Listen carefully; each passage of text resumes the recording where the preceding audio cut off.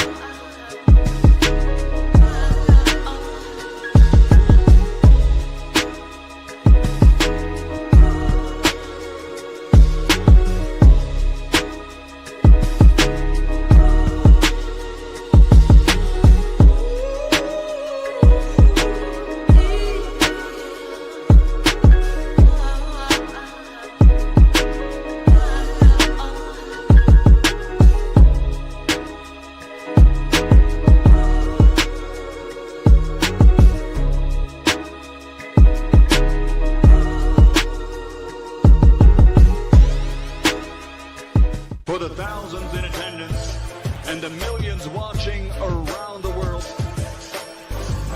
ladies and gentlemen, let's get ready to rumble!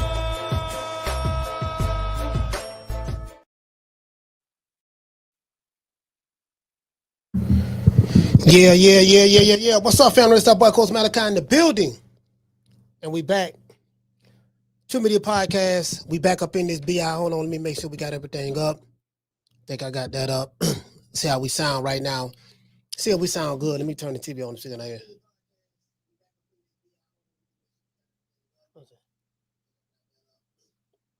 All right, cool. Yeah, we Gucci. What's good, everybody? What's going on, family? You know what I mean? So it is what it is, man. Another day. Hey, y'all check it out. I was at the gym. Right? I saw my Puerto Rican homeboy Caesar. I saw Caesar, right? Every time Caesar see me, not every time, but a good number of times, he want to talk about boxing. And Caesar is one of the worst people to really talk about boxing to, because he don't know nothing. But he talk like he know it. That which is, you get what I'm saying? He don't know nothing, but he talk like he know everything. You get what I'm saying? So like, man, so I gotta, so when I'm dealing with Caesar, I have to be patient. I gotta be patient when I'm dealing with Caesar, because I understand what I'm dealing with. Okay, Caesar don't know nothing, but he gonna come talking to me like he knows something. This man is a super casual. He's a super casual. He's still talking about Mike Tyson. Yes, I like Mike. See, that's his go-to line, right? Anytime I prove him wrong on some shit, his go-to line is, well, I came up in the Mike Tyson days, so I miss Mike Tyson. Mike Tyson, Floyd was good. Yeah, Floyd was good. Floyd Mayweather, he was good too. But see, Mike Tyson, he'll go back to that. And I'm like, yeah, man, because the Puerto Rican, I'm trying to tell him about the Puerto Rican assassin. I said, yeah, man, he was a diehard Edgar Berlanga fan. So I used to always clown about, Puerto Rican assassin. Y'all know how it is. I put them jumper cables out there. Put them jumper cables real quick, boy. Hey, let me tell you something, boy. Hey, bro, I'm telling you, fam. Yeah, man, you get what I'm saying? Say, hey, motherfucker, send the motherfucker out there. Hey, fam, you listen to me, dog, long enough, my nigga, I'm gonna have you thinking, but you can beat Godzilla. Ultra Instinct Goku, the Ultra Ego Vegeta, they overrated, fam. Megatron, he all right. Optimus Prime, he's so. You get what I'm saying? Voltron, King Kong, he all right. You know what I mean? But you,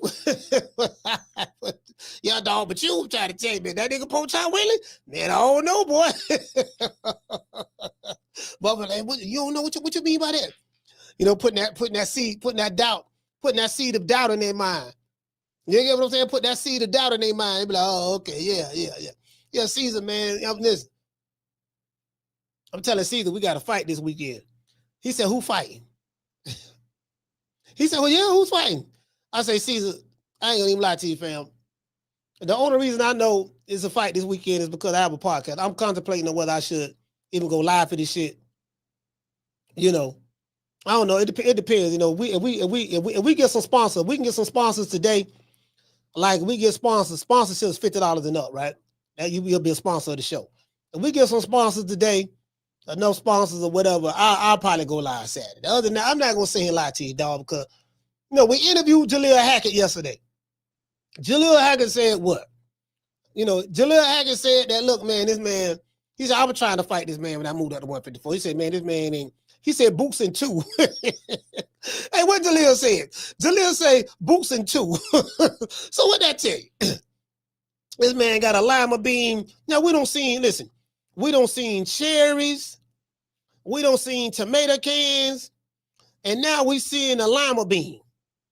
Cherries, tomato cans, and lima beans. I ain't gonna lie, I like lima beans. Lima bean tastes good. So, you know, all jokes aside, it's kind of like a meat. So it's a bean, but it could be considered a meat, I think, right? Now, when I was in school, we used to talk about beans that taste like meats. You know, like certain beans are looked upon as meats and all that stuff there. So, yeah, you know, you the boys, y'all probably don't know nothing about that. When I was going to school, we had home economics, home eg. You know, we had different kind of electives. We had wood shop.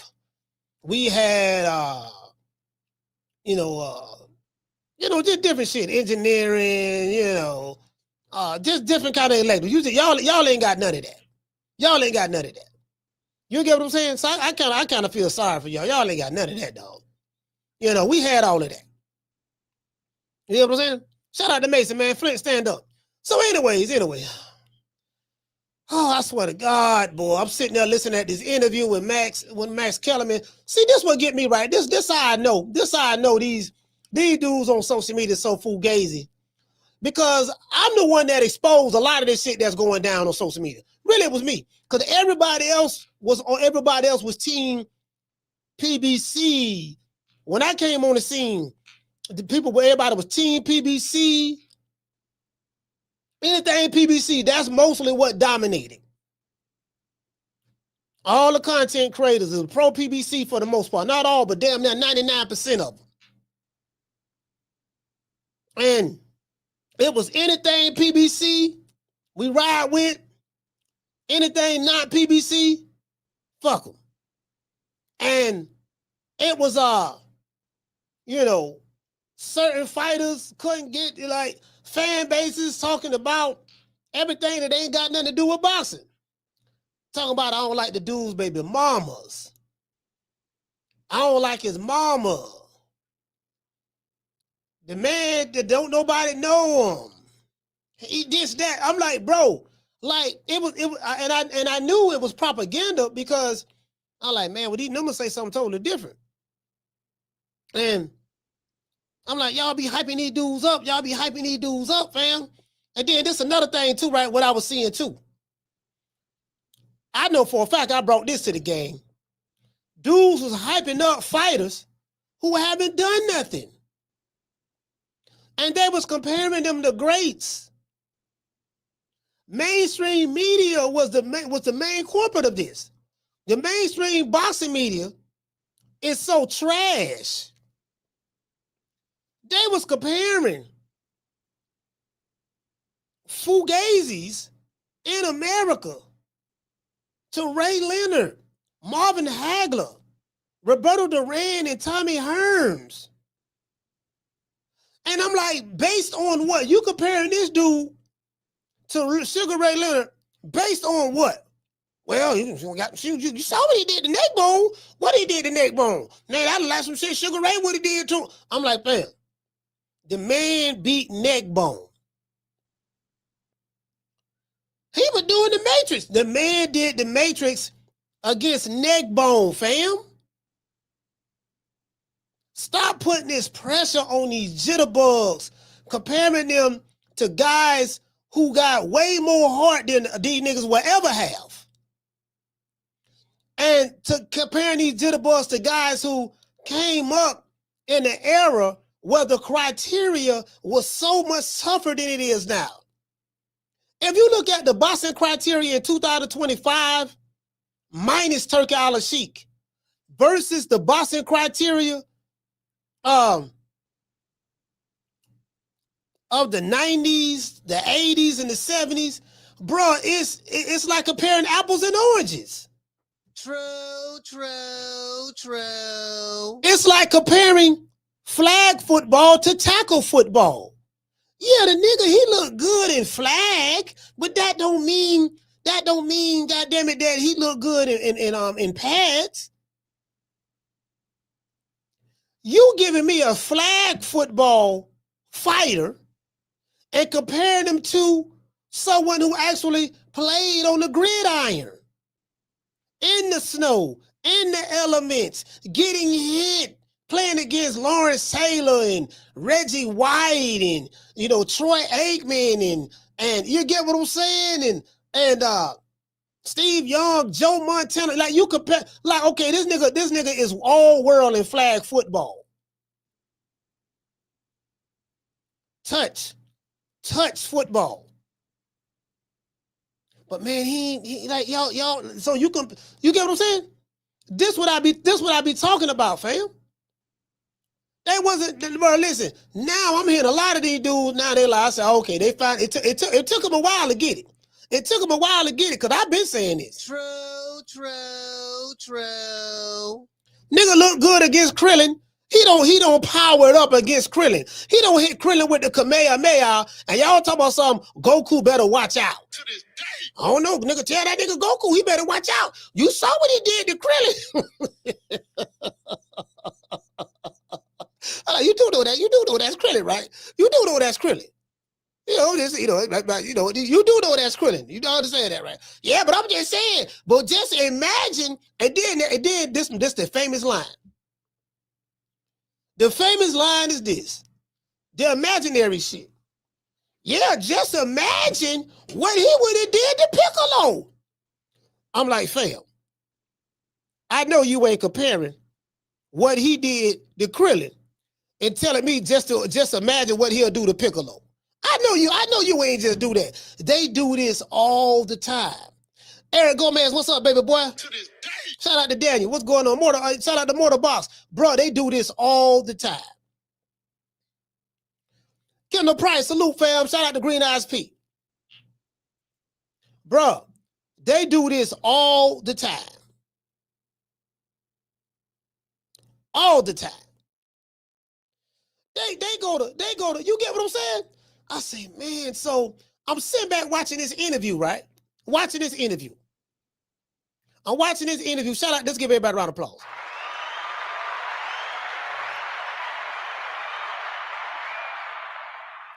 The man don't whoop the honky tonk man. You ain't beat Hulk Hogan. You ain't beat The Undertaker. You ain't beat Big Papa Pump. You ain't beat Macho Man Randy Savage. You ain't beat the Ultimate Warrior. You beat the honky tonk man.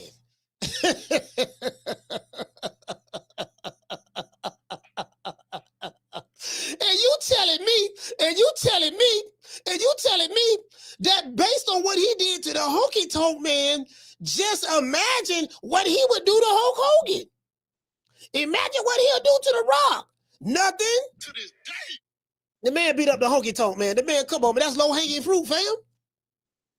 That's low hanging fruit. I can take a halfway decent mofo from Amazon and put him in an 8-week to 10-week training camp. You know what I mean? To get him ready, and he could do damn near that what you did.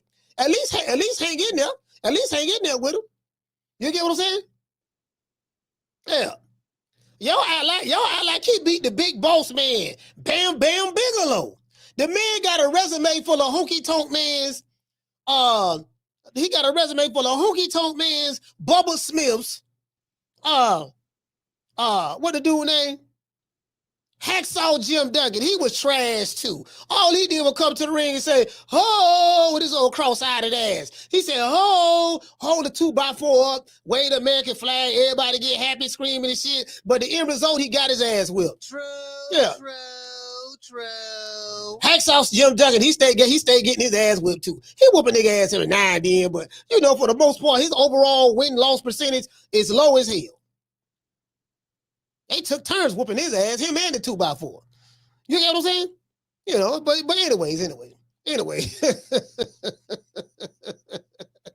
Hey, dude said Hacksaw was tough. Hacksaw was tough, but he always got his ass whipped, fam. Who did he beat?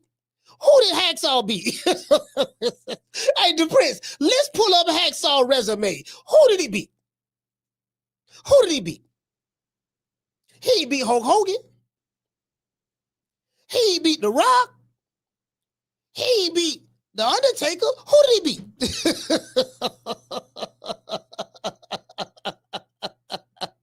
I just said, it's sad. Who did he beat, man? I'm just, I'm trying to figure it out. Who did the man beat? That's all I'm saying, man. Listen, I'm telling you, nobody running around. I mean, he was all right. He was mid. He wasn't bad. He was. Hey, the Prince, he was mid, you know what I mean? He was mid, I give him now. I ain't gonna sit on him too much. Coco Beware, straight trash. Somebody said Coco Beware in the track. He say, man, Coco Beware was straight trash. You don't get no more trash. You don't get no more trash than Coco Beware. Man, Coco Beware, man, oh my God. He was a fan favorite. He come to the ring, flapping his wings and shit, the bird going up and down. Everybody getting excited. Yeah, nigga, that's Coco. Nigga, that's Coco. The end result, Coco got his ass whipped. True. They took turns kicking Coco Beware ass. Nigga let the whole hood down. We ain't had no good. Anyway, let's get to the show. Anyway, the real reason boxing critics are questioning Boots Ennis's level of competition. Now, this is fairly easy. This is still like, I'm gonna break this shit down like a 57 cent. And I ain't gonna throw no shade. I ain't gotta throw no shade. It is what it is. The people are questioning his level of competition for a reason. See, this is the problem, right? This what Boots fucked up. I'm gonna tell you what him and the team fucked up. I remember so long ago, like it was yesterday. They was over there with Steven Espinosa. Steven Espinosa was aligned with the PBC. So anybody that was aligned with the PBC through Showtime or whatever, or PBC directly, all of them use PBC talking points. If you go back and look at those videos, bruh, listen to what the fighters were saying. Listen to what the managers were saying. Listen to what the online content creators were saying who was pro PBC. PBC had this shit on lock. And whoever was on that side used those talking points. And whoever wasn't on that side, it is what it is. I remember a cartoon artist, his name Toon, Toon on Instagram. He made a post one time, right? He good at draw artwork. He had an artwork of Sean Porter, Keith Thurman, Errol Spence, Danny Garcia, all inside of the house playing the video game. And then they had a picture of Terrence Crawford outside the house looking through the window. And the picture was saying they're wishing he can come in and play, right? Because they was practicing, Heymanomics. Yeah, baby boy, he on the wrong side of the street. This and that, baby boy, you know what I mean? He with the wrong promoter, which all of that opened up the door for Turk Al Sheep. See, the reason why the American boxing scene is the way it is now is because the American promoters fucked up. Oscar De La Hoya, he was too busy snoring coke, wearing high heels and wearing fishnet pantyhose. You know what I mean? Fishnets, black pantyhose, thick legs, show through the holes. Y'all remember that? Some of y'all too young to know who that is. That's Morris Day. Made a song called Fishnets. You know what I mean? Produced by Jimmy Jam, Terry Lewis. Yeah, man, Fishnets. So Fishnets, then he got swindled. He got swindled out of all of his fighters, through his brethren, Richard Schaefer. Richard Schaefer did that. He crossed the Mexican man in order to hook up with Al Heyman. So Al, and one thing about Al, y'all can say what y'all want to say about Al Heyman. Nigga, Al Heyman is a savage. Nigga, Al Heyman was working over there with Golden Boy, and he peeped their whole business structure. This who all was over there with Golden Boy. Al Heyman was over there. Tom Brown was over there. Richard Schaefer was the president. Scamps and Liars was over there. What's the dude name? Steven Espinosa. I think he was like the accountant or somebody over there. for Golden Boy. Nigga, motherfucking Al Heyman came through that bitch and put the Machiavelli. Al Heyman put the Machiavelli down on the game over there, Golden Boy. He made Oscar De La Hoya president, switch out and start working for him. Look here, baby boy. It's a lot of contracts that Golden Boy got. Expiring contracts of fighters. It's a lot of them. You know what I mean? Deontay Wilder contract expiring. Adrian Broner contract expiring. Errol Spence, the Charlos, Keith Thurman, Sean Porter. Check this out, baby boy. It'd be something else if all of those contracts were to expire around the same time that I formed my own company, and then I signed all of those Golden Boy fighters as free agents and to long-term contracts with the PBC. It'd be strange if something like that was to work out. You dig? And then so he was able to get up on very seldom you see a non-black man switch out on another non-black man for the benefit of the black man.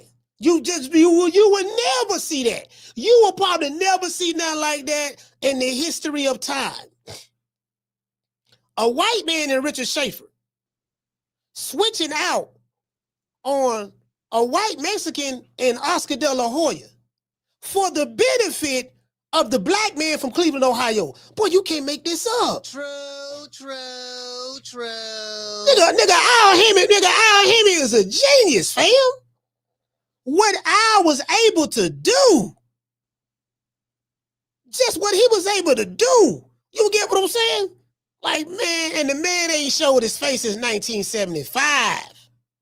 We still ain't seen him. You get what I'm saying? Man, shit. Anyway, so Boots them got caught up in that. I remember the videos.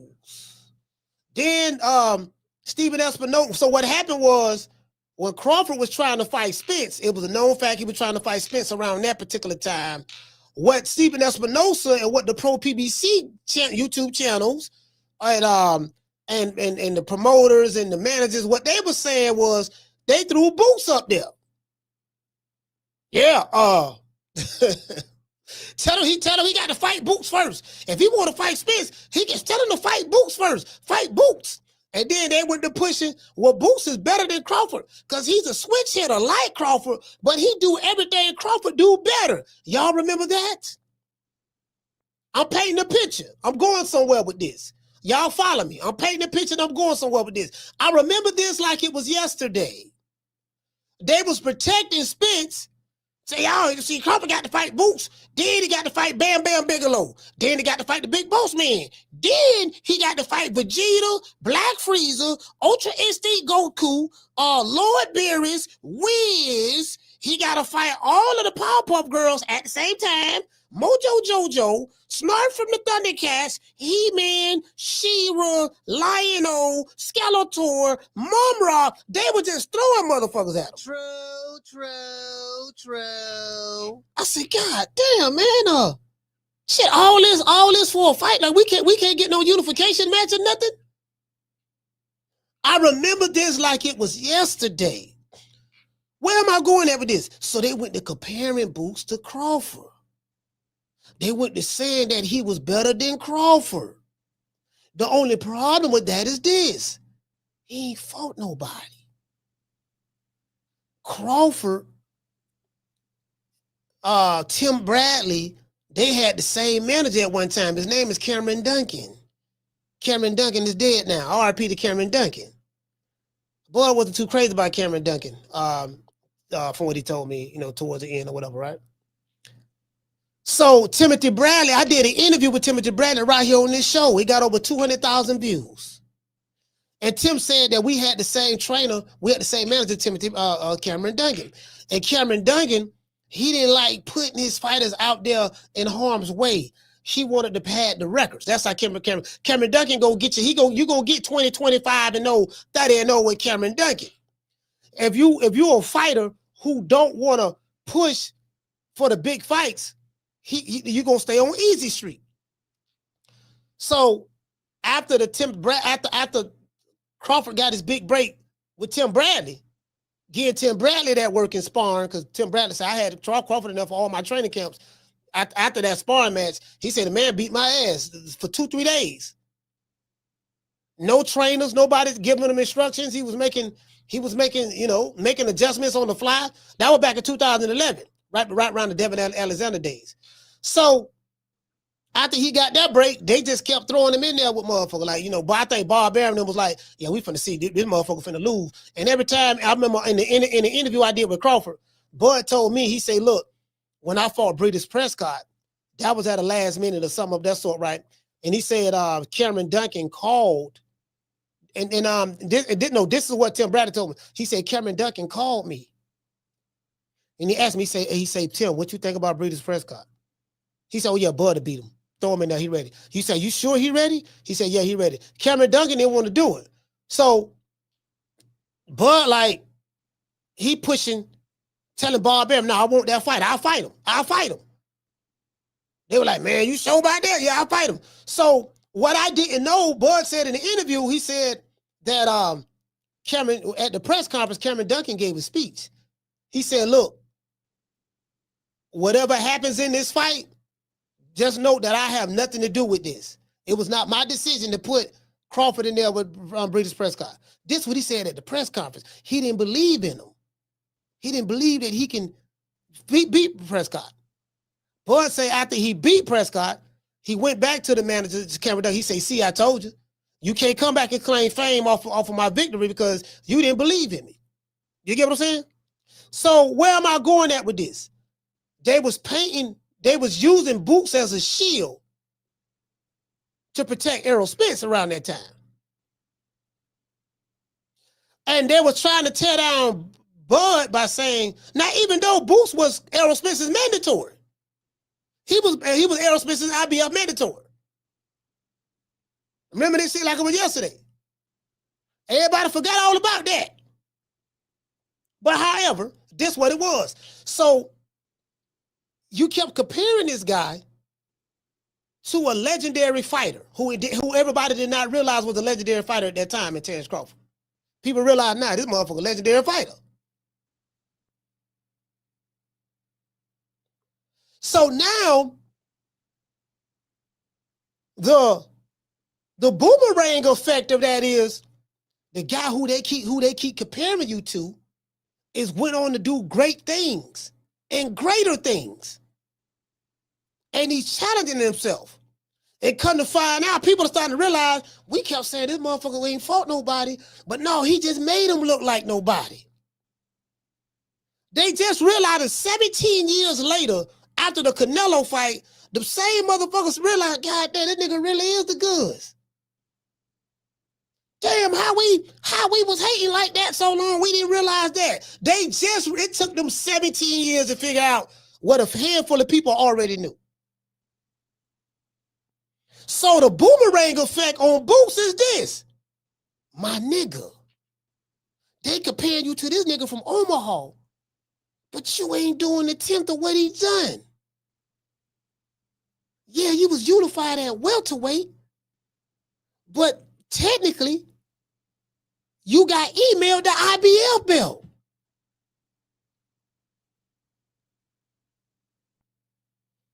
So, and you got emailed the belt because you and your daddy filed the paperwork to petition to fight Crawford.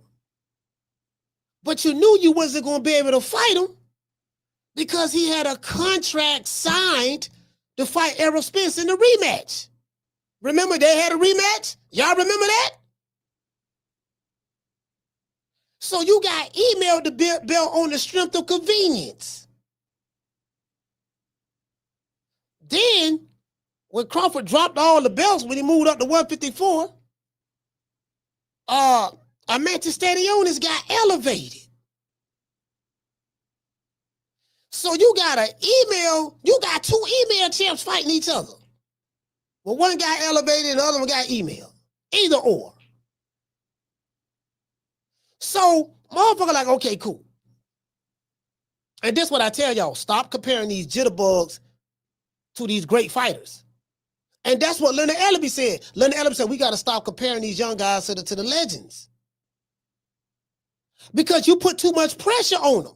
And then when that fighter don't live up to your expectations of what the legend's done, then guess what? You turn around and you're going to tear him down. True, true, true. You disappointed. You disappointed now.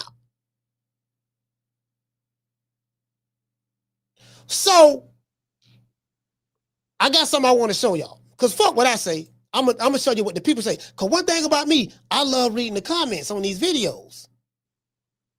Let's see what the people got to say. So that was the problem. Probably no fault of Boots. But I'm just saying, the people around him, they kept comparing him to the nigga who they didn't like. But the nigga they didn't like kept doing great things. Now it's like, we can't even hate on this nigga no more, man. Like, we don't hate it. We hate it out now. Anybody who's still trying to hate now, it's futile.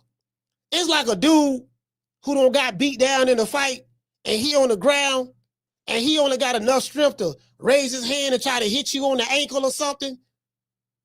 And the niggas who hating now, that's how they look right now.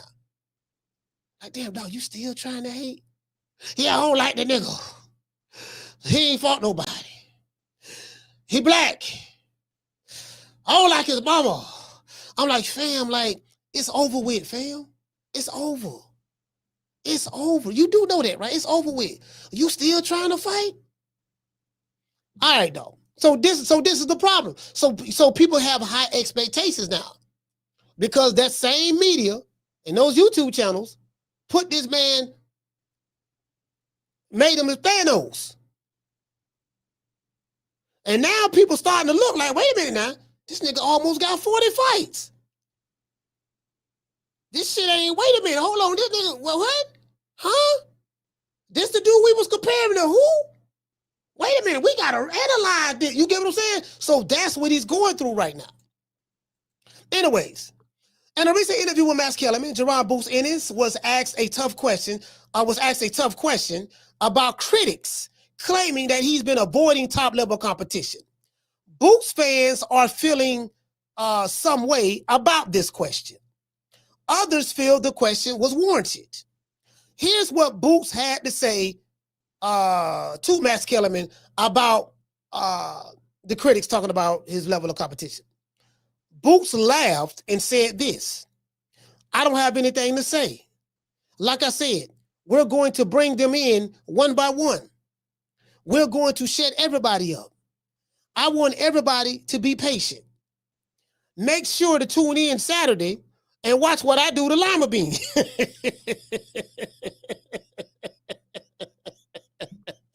And we'll take it from there. End quote.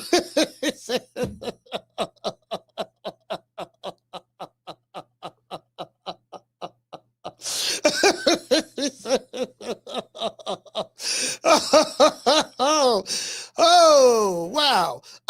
Now, there is a whole lot that I could say about Boots Ennis' answer. A whole lot I could say. But I figured, why should I say something when I can look at the comments of the video to see what the people have to say? Because we do it for the people, by the people, of the people, because we come from the people. And to be honest, I have no plans of going live for that fight. I really don't. I ain't got no plans for it, but I ain't going live for the tank last shit. I ain't motivated, bro. But you know what I mean? If I get some sponsors between today and tomorrow for that fight, I'll probably go live for y'all. But I ain't motivated, dog. I ain't gonna say a lie to you, dog. I'm not motivated. True. I'm not. I'm not. Goddamn, you know what I mean? I like lima beans. I like lima beans. You get what I'm saying? I like lima, but come on, fam. But I know what it is, fam. I know what it is. I know what it is, fam. Anyways, I already know why Limabean was chosen by Eddie Hearn for Boots. As Jaleel Hackett said yesterday on the show, he said Limabean won't last 2 rounds. He said Boots in 2. True. Boots in 2. This is a tomato can, and everybody knows it. If Boots was serious, this is what I do have to say. I will address the super chats. If Boots was serious, he would not have even re-signed with Eddie Hearn. he would have signed directly with Turki Al-Sheikh. Why I say that? You're going to make a whole lot more money dealing directly with the plug and Turki Al-Sheikh. The only problem with Turki Al-Sheikh is this. When you sign with Turki Al-Sheikh, he going to match your ass up tough. Your first fight probably would have been a title shot for Bakram or something of that sort. See, that's the thing. See, you know, like, if you are a quote-unquote superstar fighter, and I say quote-unquote because we know ain't nothing, no superstar, but I'm just saying, I'm just going to entertain the superstar conversation. I'm going to just entertain that. If you are quote-unquote a superstar fighter, and you still sign into promotional companies, when Turki Al-Sheikh is around, you're doing that for one reason and one reason only. I'm not talking about the young up-and-coming fighters. I'm not talking about them. I'm talking about the ones who the ones who's supposed to be the superstars that y'all talk about. If you sign with a promotional company in 2025, you're doing that because you want to hide behind your promoter. True. It ain't no hiding with Turki Al-Sheikh. See, it ain't no hiding with Turki Al-Sheikh. Nah, baby boy, I'm going to pay you, but nigga, I got somebody over here for you. You finna fight him next. As soon as you sign this contract, this who you fighting next. Well, I don't know about that, dog. Shit, you know what I'm talking about? Shit, I don't know that shit right there, boy. God damn. Woo, this nigga motherfucker right here, boy, he trying to get a nigga old snatch. No, I tell you what, baby boy, let me go back over and holler at Eddie. Eddie, look here, baby boy. You know what kind of plan you got for me? Let's plan this out, baby boy. You get what I'm saying? Listen, I'm telling you what God love. I'm telling you what God love, bro. It is what it is. That's why if you look at the people who don't like Turki Al-Sheikh the most, it's the ones who got their fighters in the witness protection program. Can't get this nigga. Nigga got the CIA around him, Department of Homeland Security. The man got Homeland, I say Homeland Security. The man got the CIA, the FBI around him. I mean, I can't get this dude. The U.S. Marshals, the Secret Service. I got to get through all them just to get this nigga to fight somebody. To this day. You get what I'm saying? As I said before, if he was serious, he would sign directly with Turki Al-Sheikh. But I understand why he didn't do it.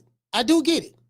I can guarantee you one thing. Boots Ennis will be 35-0 with 31 knockouts after this fight. This is his 36th fight.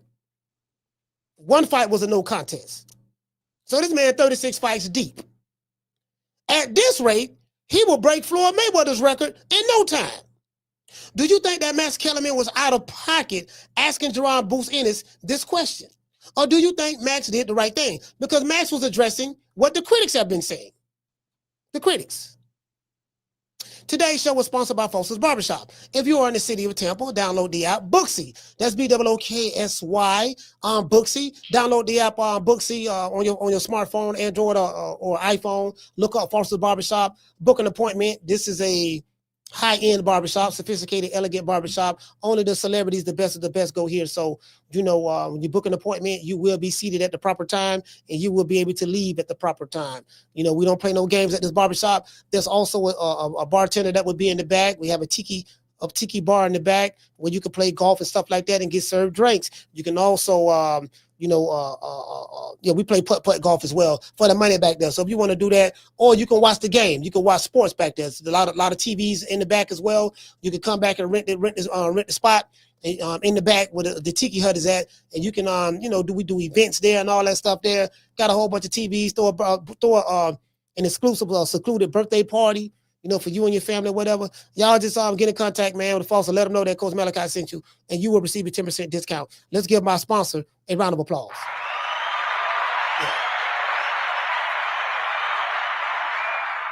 Yeah. I'm see. We gonna go straight to the video.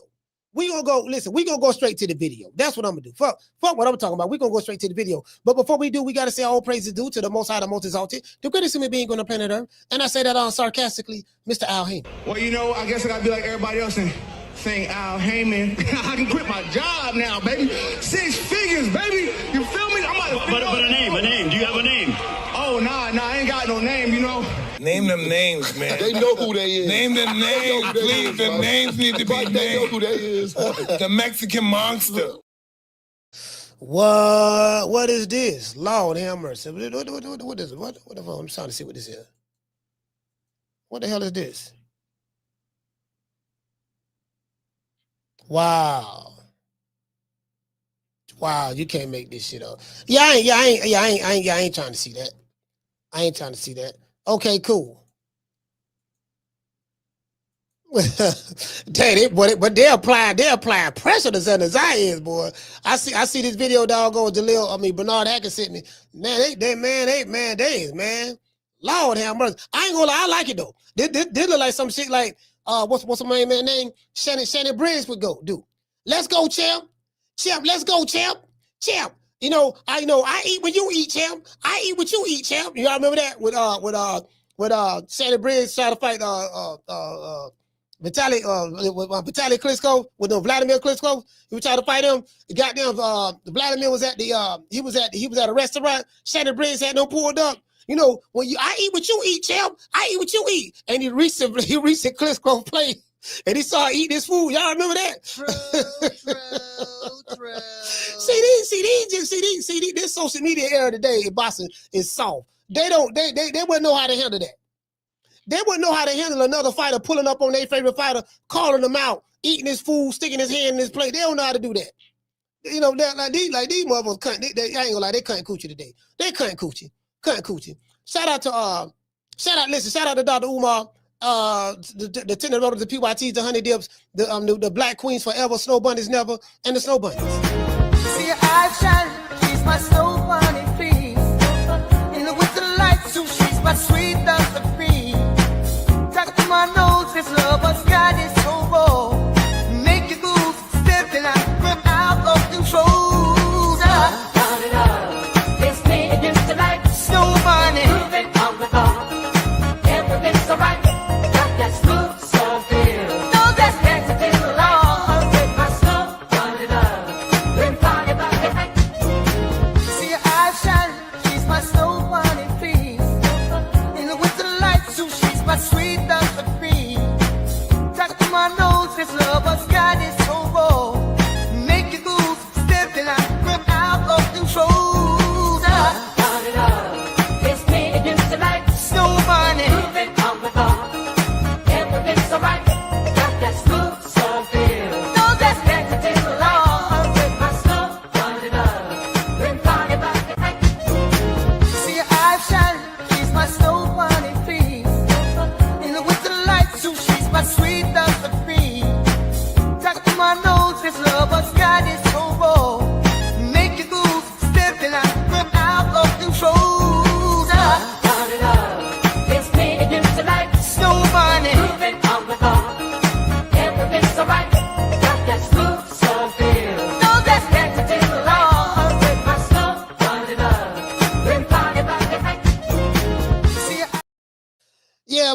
Man, it is what it is. Hey, man, shout out to the face of boxing. Hey. Yeah. Oh, that look good.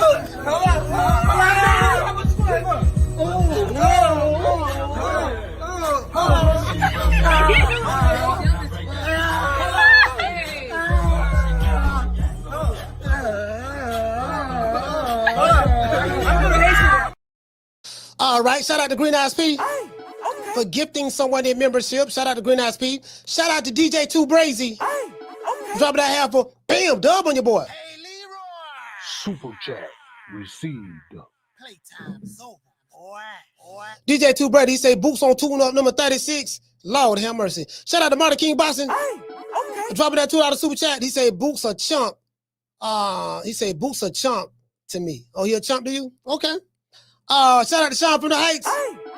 Dropping that quarter of a dub on your boy. He say Max said F the code. Yeah, man, Max, you know what? I mean, hey man, Max Kellerman was addressing the critics. He say the critics say, look, man, this what the critics talking about, man. The people talking about you ain't fighting nobody, man. They say, man, we tired of this shit. We tired of it. See, this what Max really said. If you want to break down what he really said in hoodology, this what he said. I am sick of hearing these bullshit Superman stories about the Wassa legendary Bruce Leroy catching bullets with his teeth. Catches bullets with his teeth. Nigga, please. Yeah, man. See, when y'all be telling me these niggas catching bullets with their teeth, I want to see them catch bullets with their teeth. Nah, baby boy, this what you told me now. This what you told me, baby boy. Baby boy, you told me that you catch a bullet with your teeth, baby boy. So I'm trying to see that now. If you never would have said it, and you never would have been hammering that to me, like I told y'all, the worst thing you could do to me is come over here to this channel and brag to me about how great your fighter is, especially if he ain't done no great shit yet. If he ain't done no great shit yet, and you telling me how great, because now I'm looking at him with a microscope now. I'm like, okay, let me see. I'm going to look at him through the eyes of Sugar Ray. Since you comparing him to Sugar Ray, since you comparing him to Roy, since you comparing him to Canelo, since you comparing him to Crawford, since you comparing him to Hagler and Hearns and all this stuff there, I'm looking to see, are you doing what they did in order to establish their greatness?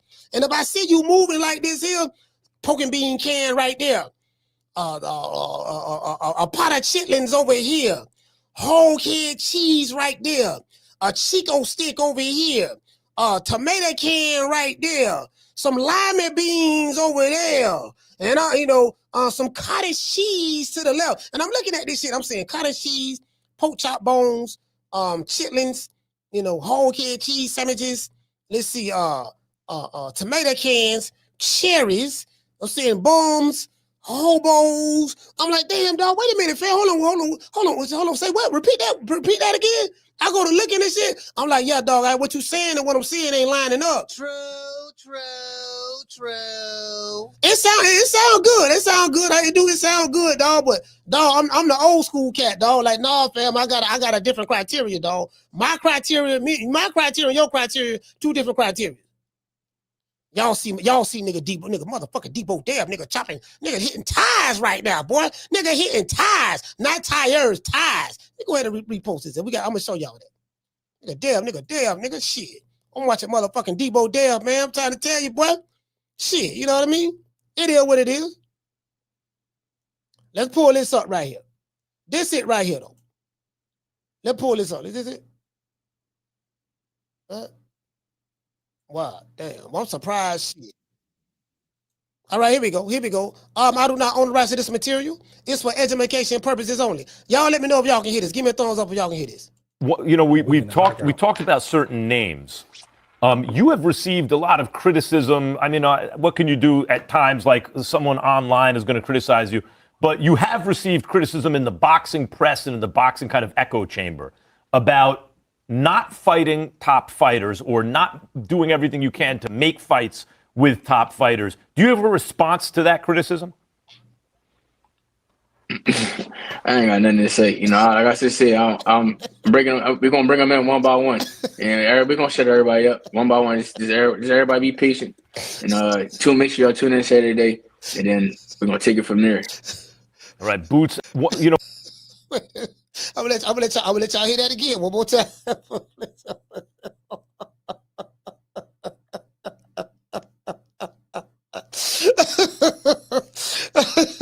I'm gonna let y'all hear that one more time.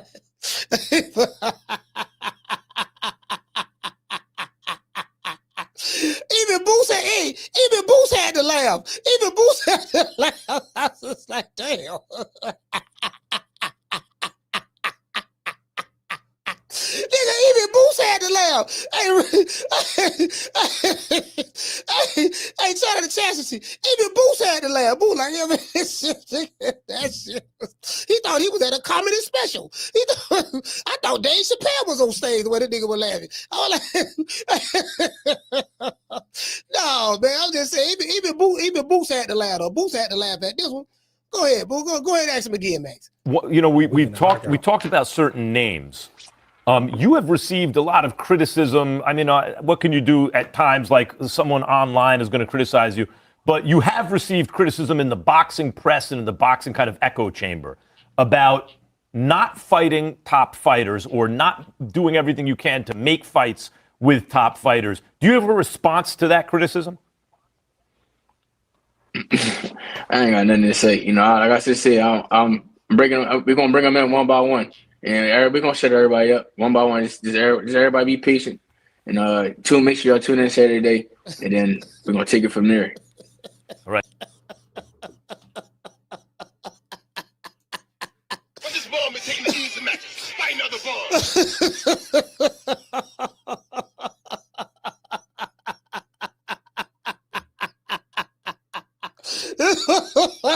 Hey, he said we gonna shut everybody up one by one. That's right, nigga. You know we gonna take them down one at a time.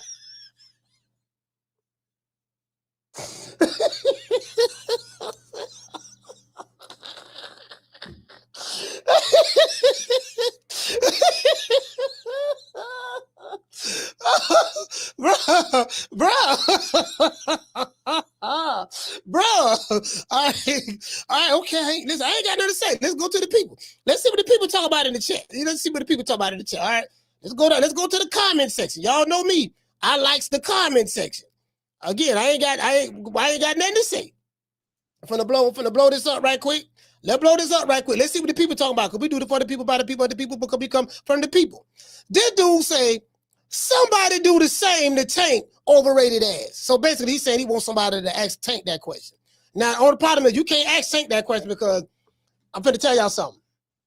When you interview Tank, this what boots on the ground have told me, people who dare tell me. They say, listen, they got a list of questions that these reporters are allowed to ask Tank. If you ask them any tough questions about who you gonna fight, you bring up Shakur or Haney or anybody name, that'll probably be the last time you would get a chance to ask Tank some questions. So they pre-screen these people. They pre-screen them already. Look here, baby boy. You can ask them this, and this. Don't ask them that.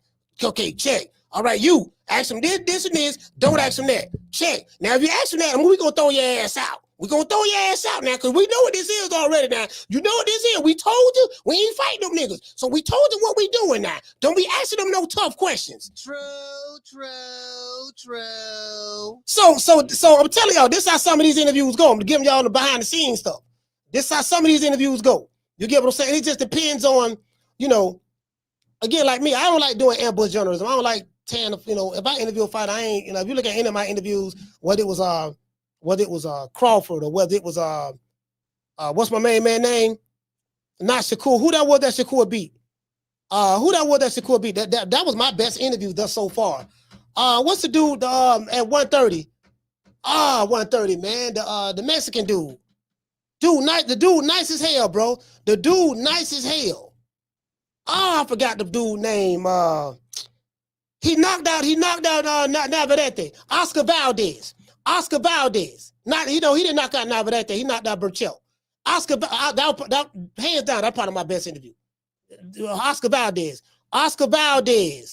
And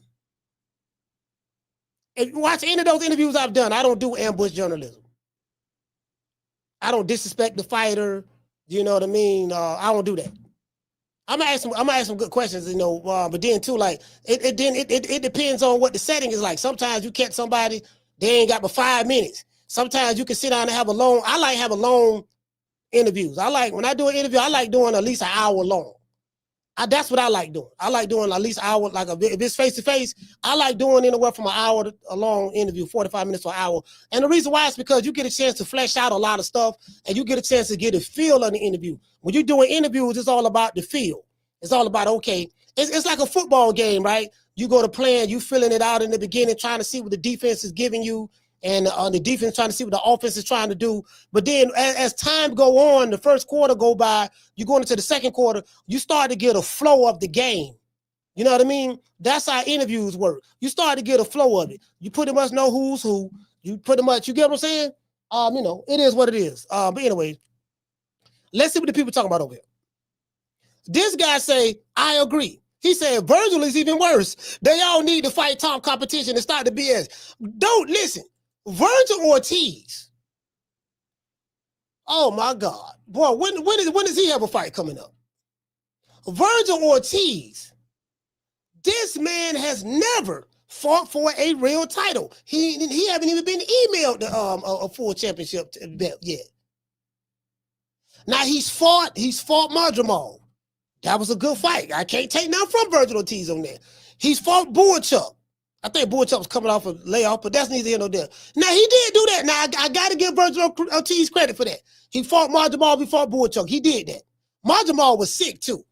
A lot of people don't know that Marjamal was sick. It was a lot of those fighters getting sick over there in Saudi Arabia, and yeah, they were getting sick over there. And I think because Mama Holfield's son got sick.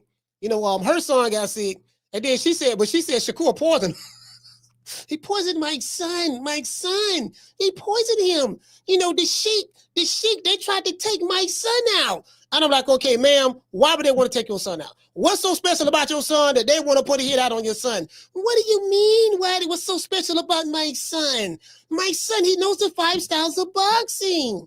And if people to take over the sport knowing the 5 styles, it wouldn't be fair to nobody else. Stop. You know I'm telling the truth. True. I'm like, oh, this nigga here. True. This nigga. Anyway, I will get back on Mama Holyfield and Virgil Ortiz later.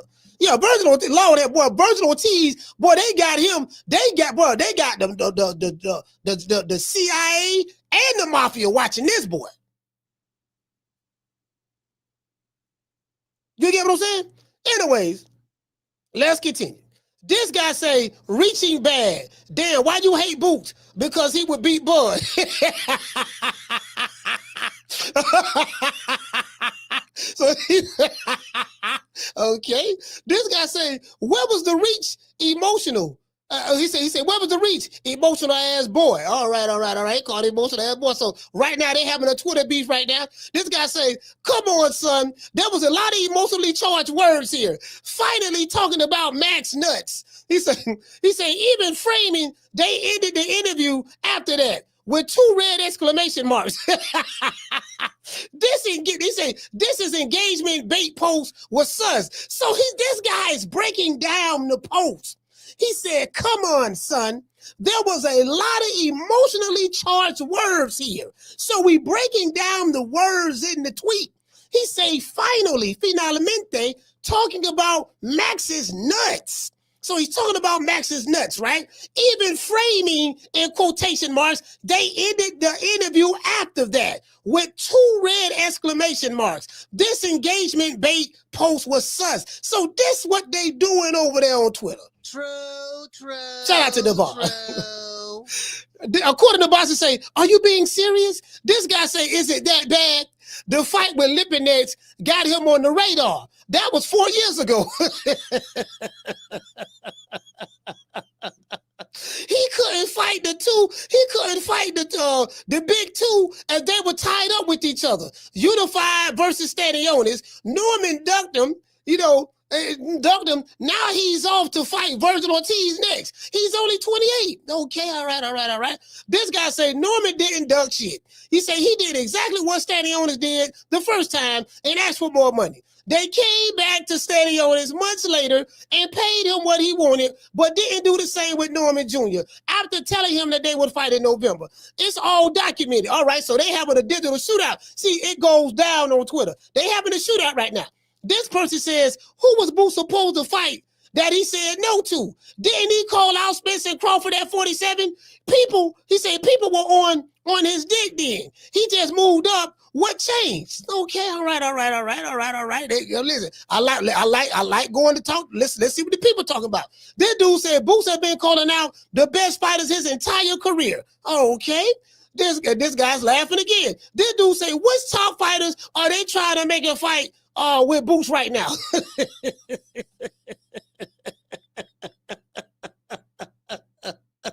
This dude said, go do some research. Literally all of them. This guy say, he said one by one. Yeah, right. This dude say, love him or hate him.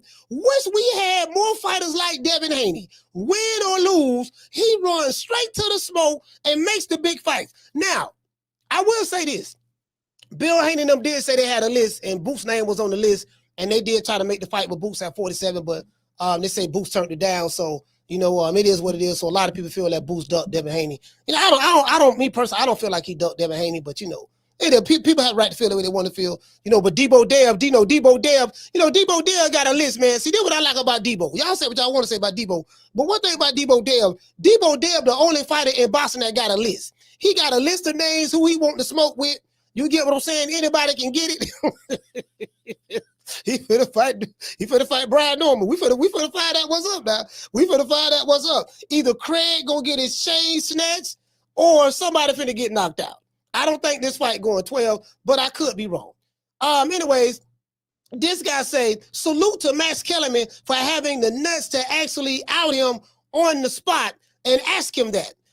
This guy says, I've always been a Boots supporter, but in my opinion, he hasn't fought the best available opponents. And it's a shame because he's one of the most naturally talented fighters out there currently.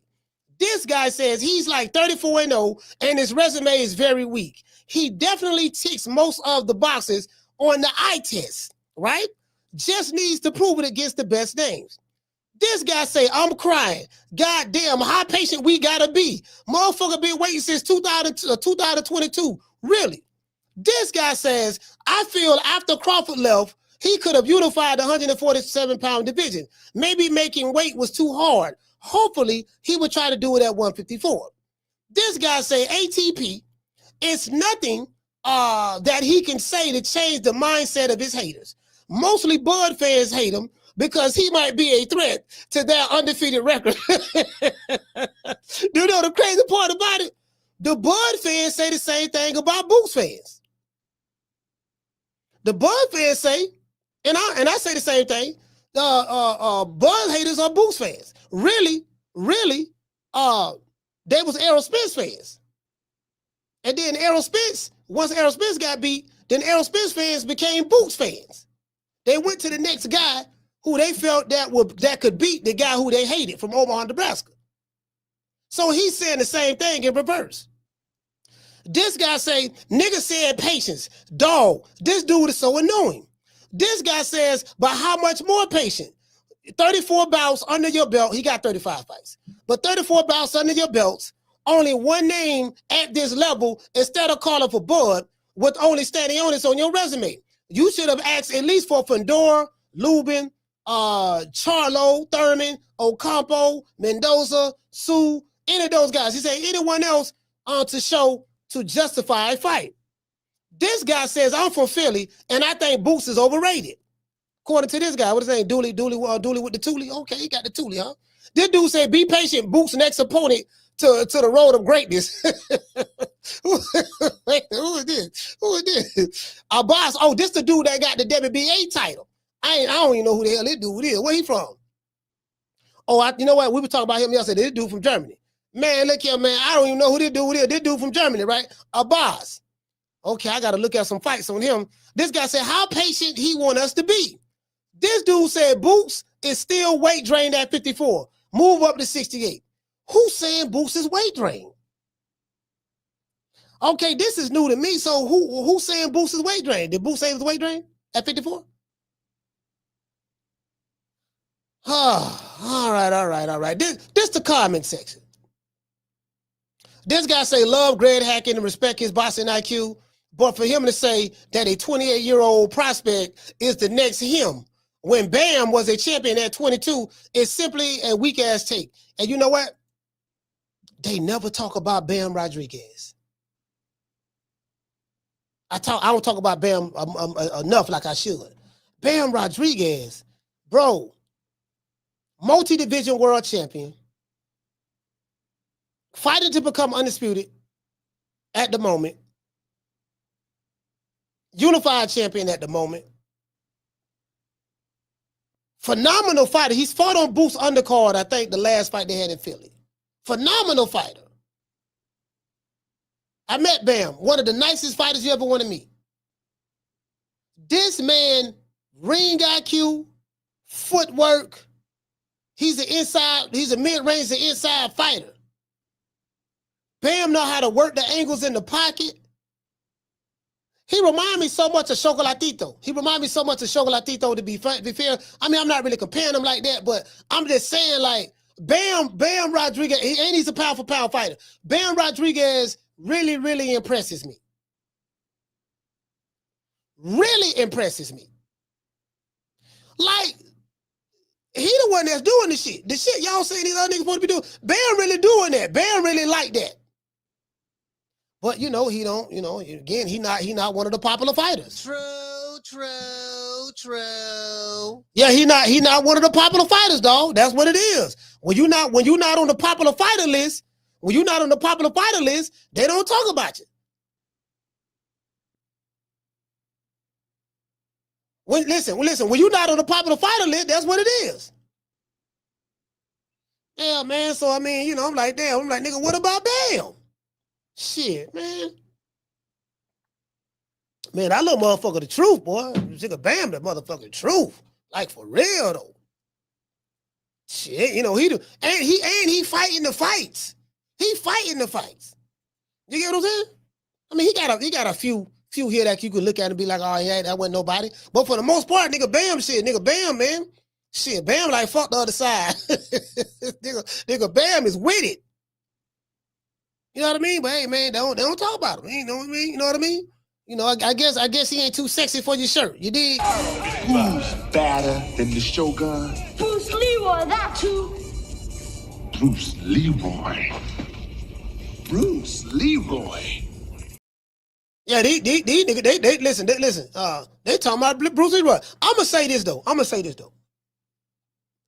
You know what was funny? I ain't gonna lie. You know what was funny? What was funny to me was Boots had laughed. I'm trying to figure out. I would love to ask him, or maybe one of his supporters. You know what? He laughed at the question. That's what got me right. This what made me laugh. It was this right here. Certain names. You have received a lot of criticism. I mean, what can you do? No, let me start right here. One of my favorite shit talkers of all time is James Lights Out Tony.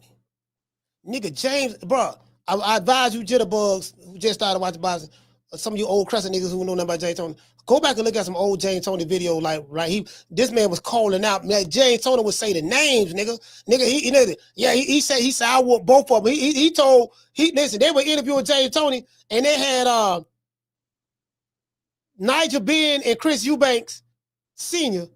on camera. And James Tony was right there. I think James Tony had the IBF title or whatever.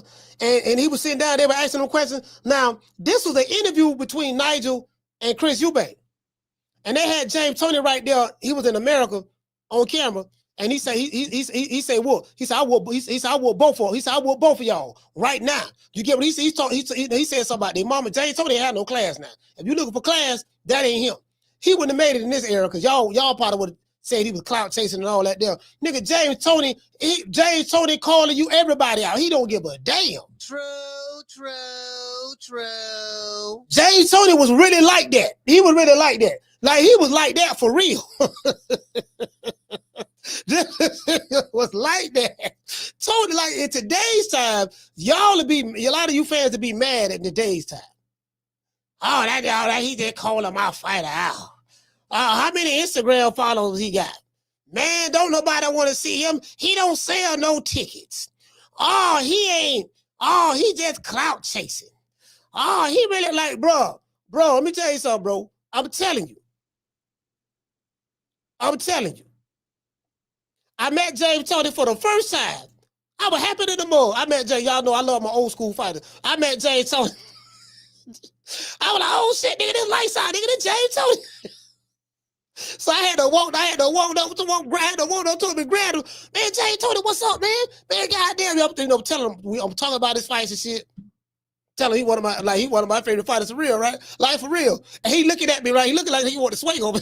Because James Tony always look at me. He be like, yeah, what's up? It was me, Brian Norman Jr. No, it was me, Brian B. Norman Sr. Me, B. Norman Sr. Cam Walker.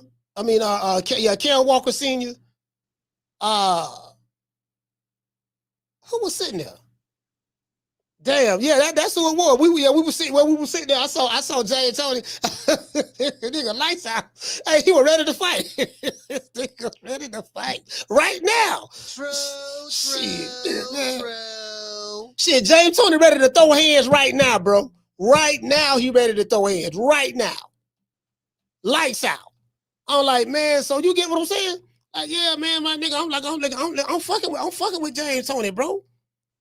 You know, that's the era I came up in. You know, now you can't even call a nigga name no more, you know. Yeah, man. Yeah, I met somebody said somebody Ridley Bo. I met Ridley Bo too. Ridley Bo, no, Ridley Bo, you know, he kind of his health is failing. Ridley Bo health is failing now. You get what I'm saying? So, you know, it is what it is. But see, this one made me laugh. This one made now that y'all see Debo Dev. Hold on, we finna go back to Debo Dev in a minute. But this one made me laugh right here. Certain names. You have received a lot of criticism. I mean, what can you do at times like someone online is going to criticize you? But you have received criticism in the boxing press and in the boxing kind of echo chamber about not fighting top fighters or not doing everything you can to make fights with top fighters. Do you have a response to that criticism? I ain't got nothing to say, you know.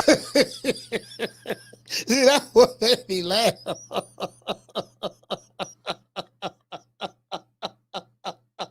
That's what made me laugh. And Max say, "Do you have any response to that criticism?" He just,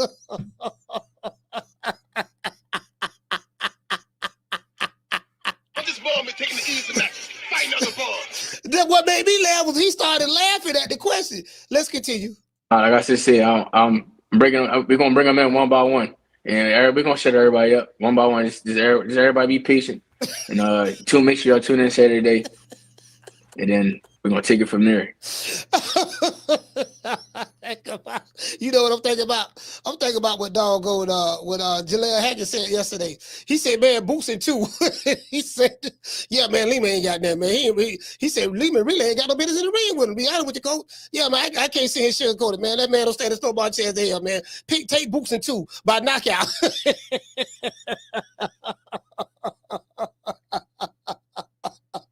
Jaleel Haggard said, "Yeah, man, I was trying to fight him."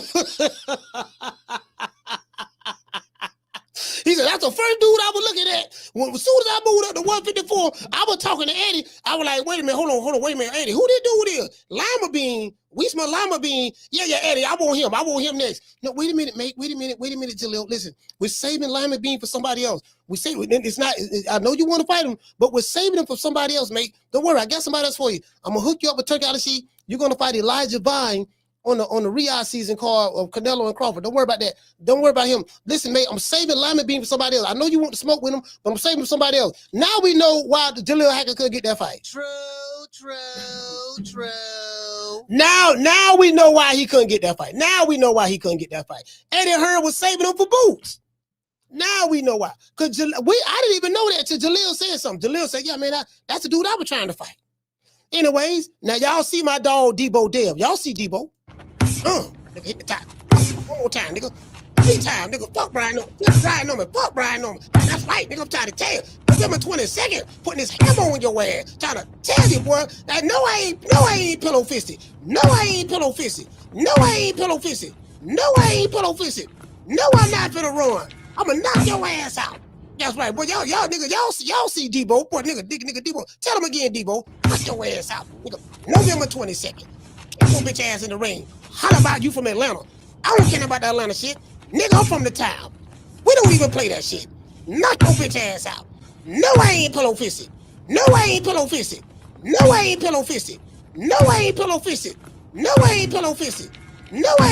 get what I'm saying? Y'all see Debo Dev right there, man. Nigga, Debo Dev, man. That's old school right there, fam. True. Yeah. That's old school right there. Yeah, listen here, man. Phone lines open, man. 530-494-9636. You want to talk some shit? Call me. Start some shit, bitch. Sup, fool? You gonna talk shit about me, homie? Where you from? Hundreds of niggas is waiting for your motherfucking call, and they all talking shit about you right now. Call the coach at 530-494-9636. We waiting on your bitch ass. Yeah, man, it is what it is, fam. I'm trying to tell y'all, dog, this what it is, fam. We going back to the old school with the training. Shout out to Isaiah for becoming a new member. Salute to you, fam. Shout out to Brian Norman. For dropping that quarter of a damn. Hey, Leroy. Super chat received. Wait a minute. He said plot twist. He said Eddie didn't know about Lima until Hackett brought him up. Wait a minute. No. No, I don't believe that. No, man, no. Come on. Wait a minute. So are you saying, so what, hold on, Bino. The bullshit. Wait a minute. So you trying to tell me Jaleel wanted to fight the man off the ripple. He brought Limabean name. He brought Limabean name to Eddie Hearn. Eddie didn't know who he was. Eddie looked at him and said, wait a minute, mate. Hold on. We can make good uses of him.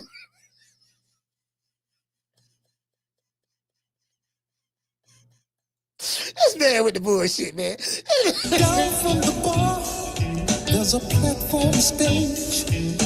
People pimping, sharp as razor blades. This man with the bullshit. Wait a minute. Oh, wait a minute. Hey, Vito, what Vito? Hold on. Hey, phone lines on. Wait a minute, man. Hold on. What are you trying to tell me? So Eddie had a can in the cut. He didn't know the can was there. Hold on. Hey, Carl, hold on. Hey, shout out to that 90 shit. Hold on. She said I saw Limabean on YouTube earlier today begging for Eddie to sign him after he beats Boots. He said that's sad. He seems like a nice dude, just desperate. Man, come on, man. No, man. Hey, for real? Hey,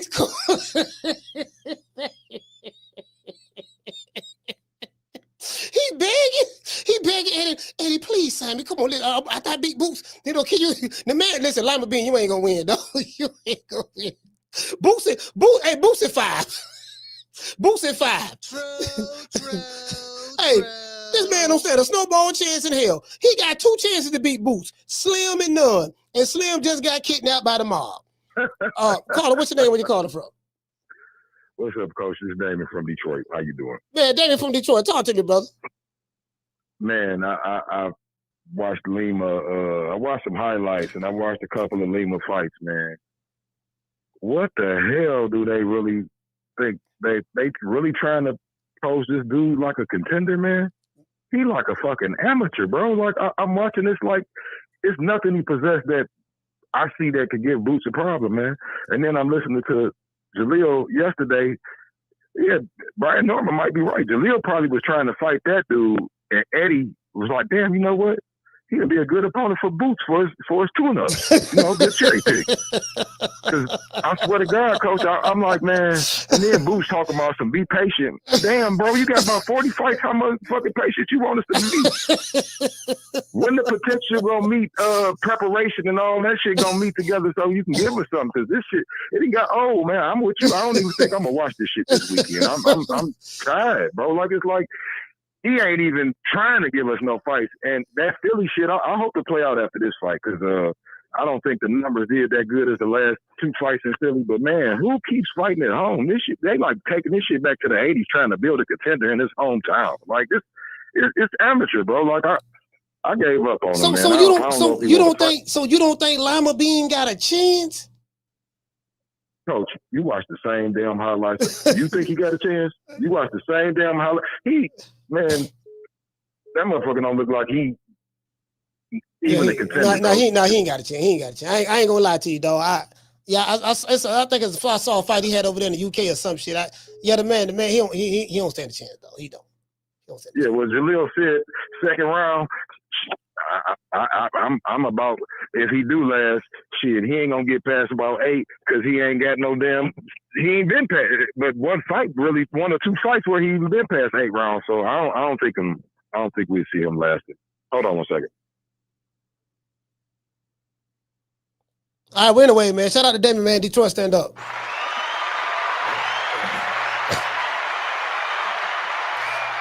Yeah, Billy, I ain't gonna lie to you, dog. Yeah, man. The only reason I'm gonna say 5 because it takes accumulation of punches for Boots to knock a dude out. So he probably gonna play with his food a little bit. He gonna be doing the Matrix. He gonna be looking into the crowd. Talking to the people, waving and shit. Hey, Ma, how you doing? Yeah, don't worry about it. Yeah, listen, he gonna be talking to Gillian Wallow. Gillian Wallow gonna be out there. They're gonna be, hey, listen, they're gonna be shooting the podcast. While Boots is having a fight, they're gonna be in the audience. Boots gonna be a part of the podcast. Boots gonna be talking to Gillian Wallow during the fight on the podcast. Boots, what are you doing, Boots? What are you doing? Oh, yeah, yeah, I'm just, right now I'm finna do the matrix on him right now. I'm finna do the matrix on him. Hey, Boots, you got everybody, listen, Wallow's right here. Everybody's saying you gotta knock this dude out. I'm finna knock him out right now. Wait a minute, I'm finna knock him out. Hold on. You get what I'm saying? So, bro, I'm telling you, Limabean don't stand a snowball chance in here, bro. If Jaleel Hackett was trying to fight him, hold on. If Jaleel Hackett got 11 professional fights, 11, 11, 1-1. The man got 11 professional fights, and he was trying to fight Limabean. So I'm like, damn. So you know what? Damn, I ain't think about that. B. Norman. See, B. Norman, he probably, B. Norman know more than I know about that. He probably right though. Shout out to Carl, hold on. Shout out to B. Norman. Talking about quarter of a dub. He said, yeah, he a nice guy, but he does look like an amateur. You know what? That's part of why they picked him.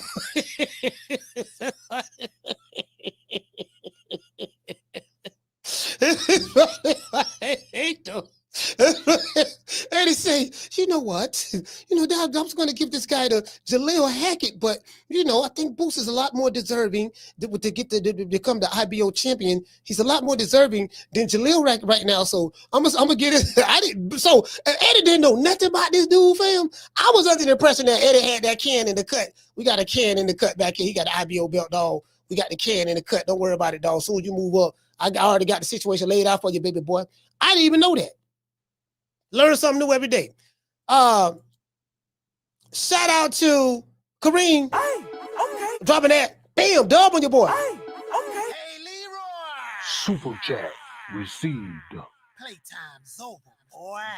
Kareem say, shout out to you, coach. He say, keep doing what you're doing. This shit's hilarious. Yes, sir. I appreciate you, fam. Carla, what's your name? Where you calling from? Strong work, Cali. Strong work from Cali. Talk to me. I think Boots picked a tomato can that's going to put some work in on him. That tomato can got some power, man. That tomato can got some power that Boots can't deal with. You're going to see him fall. And Debo Haney coming. Brian Norman Jr., watch out. Hold it down, coach. All right, salute, fam. Y'all don't believe that. He said the tomato can got power. Man, boy, hush. This man ain't gonna. Man, Jaleel Hackett was trying to fight it too. That nigga Jaleel want all the smoke. I want to fight that dude right there because I'm trying to at least let me get that IBO belt. Let me get that. Down from the bar, there's a platform stage. People pimping, sharp as razor blades. Man, look here, man. But hold on, let me see what the odds is on this fight. Let me see what the odds. Man, man, come on, fam. I ain't falling for that. That's the old 52 fake out. Ennis versus Limabean odds. Yeah, I ain't falling for that, bro. What Chat GPT say? All right, here we go right here. Now this what, and not Chat GPT, this what AI say. This what AI say. And this is the sources the AI got it from. Let's go right here. AI says betting odds for Ennis versus Lima, right? Jaron Ennis is a minus 1,430 favorite. FanDuel got the odds at minus 3,000. Odds checker, he's a 1-16 favorite. So this dude, Lima is a betting favorite plus 800. FanDuel got him a plus 1,380. He's a 13-1 underdog according to odds checker right there, right? If you want to bet, and see, if you want to bet, bet on the tie, you're throwing your money away right here. You're throwing your money away right here. I'm telling y'all, they say Jaron Ennis, the negative number indicates that Ennis is favored to win. A wager on him at minus 1,430 or higher would require a bet of $1,430 just to win $100. Wisma Limabean, the positive number shows that Limabean is the underdog. A $100 bet on Limabean at 800 will earn dollars if you win. Implied probability. The odds reflect the sports book's expectations for the outcome. Ennis's odds show a very high probability of him winning, while Lima's odds reflect a low probability of an upset. This is what AI said. And let's go to the source where they got it from. Let's click on that. This is the source. The source is Yahoo Sports, DAZN, Yahoo Sports, DAZN, BetMGM Sports,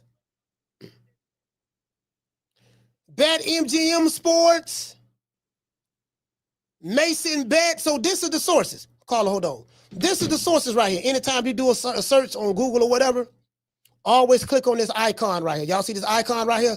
Click on this because this will tell you the source where they're pulling it from. And then that's so you'll be able to click on the source and you can vet the source to see where they got their information from, because they could be getting their information from another source. So you want, I like, when I do a deep dive, I like to deal with primary sources of information. Primary source of information is coming directly from the source. If it's, if you're hearing it from Yahoo and then Mike Coppinger and then Ring and then somebody else, if they are just regurgitating what they heard, then they're not the primary source of information. Sometimes you go to the primary source and the primary source could be saying something totally different from what those, from what the secondary and thirdary and fourth sources are saying. Do you get what I'm saying? Carla, what's your name? We calling from? Jamie from New York. Jamie, talk to me. Let me ask you this, Coach. Hackett trying to fight that guy. What does that tell you about Lima? Bro, let's say there are levels to this shit, Coach. Right? Hackett is nowhere near Boots level, man. Right? He never fought for a title. He never been champion. He was trying to fight the guy, bro. Come on, Boots. That's a bad look, man. That's a horrible look for him, man. You know? But I tell you, look, Coach, you see Boots. You can see his face. He doesn't want to be there, man. You know, that was a hard question for him. You know, he never knows what to say, but he's quick to tell you and remind you to be patient. That really is getting on my fucking nerves, man. I tell you why, man. Bro, he says the same shit every fight. The next guy. Bro, you said the next guy 5 fights ago. Come on, you talking. Bro, come on, bro. Come on, man. Listen, man. Listen. The man tried to fight. The man can only fight who they put in front of him, man. The man can only fight who they put in front of him. What you want him to do? Yeah. What you want him to do? He can only fight who they put in front of him. Brother, you said it here before. We've heard it from fighters, man. Bud and Spence did it. It's up to the fucking fighters, man. Yeah. You know what I mean? Yeah. I'm kind of pissed off at Eddie Hearns in a way because also, by resigning the guy. Yeah. When he just went through this shit a couple of years back, and the guy don't want to fight nobody, man. You know, I think that Eddie Hearns played himself, to be honest with you. Now he's stuck. But I tell you what, man, look. So, if Boots don't want to fight, man, got a fucking boxing, man. You know, you can always get a 9-to-5 job somewhere.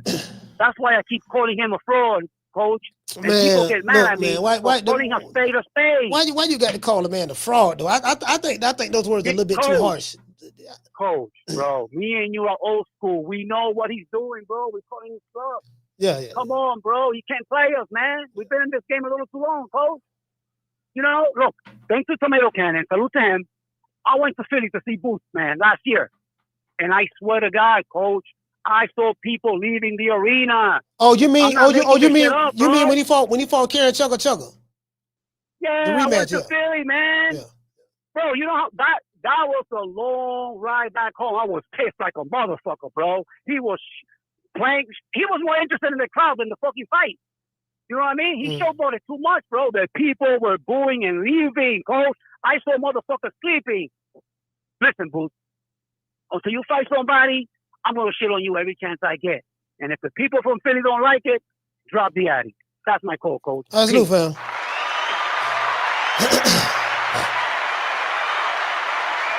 Hey, shout out to Edward Stevens. Hey, okay. Dropping that $2 super chat. He said, "What's up, Coach?" Hey, salute to you, fam. Hey, shout out to that 90s chick. Hey, okay. Dropping that $2 Bam, dub on your boy. Hey, Leroy. Super chat received.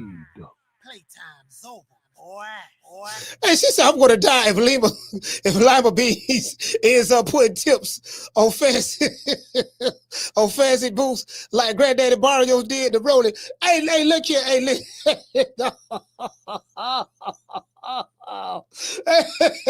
hey, look here. Let me tell you something. Hey, listen, Dighters, don't say that.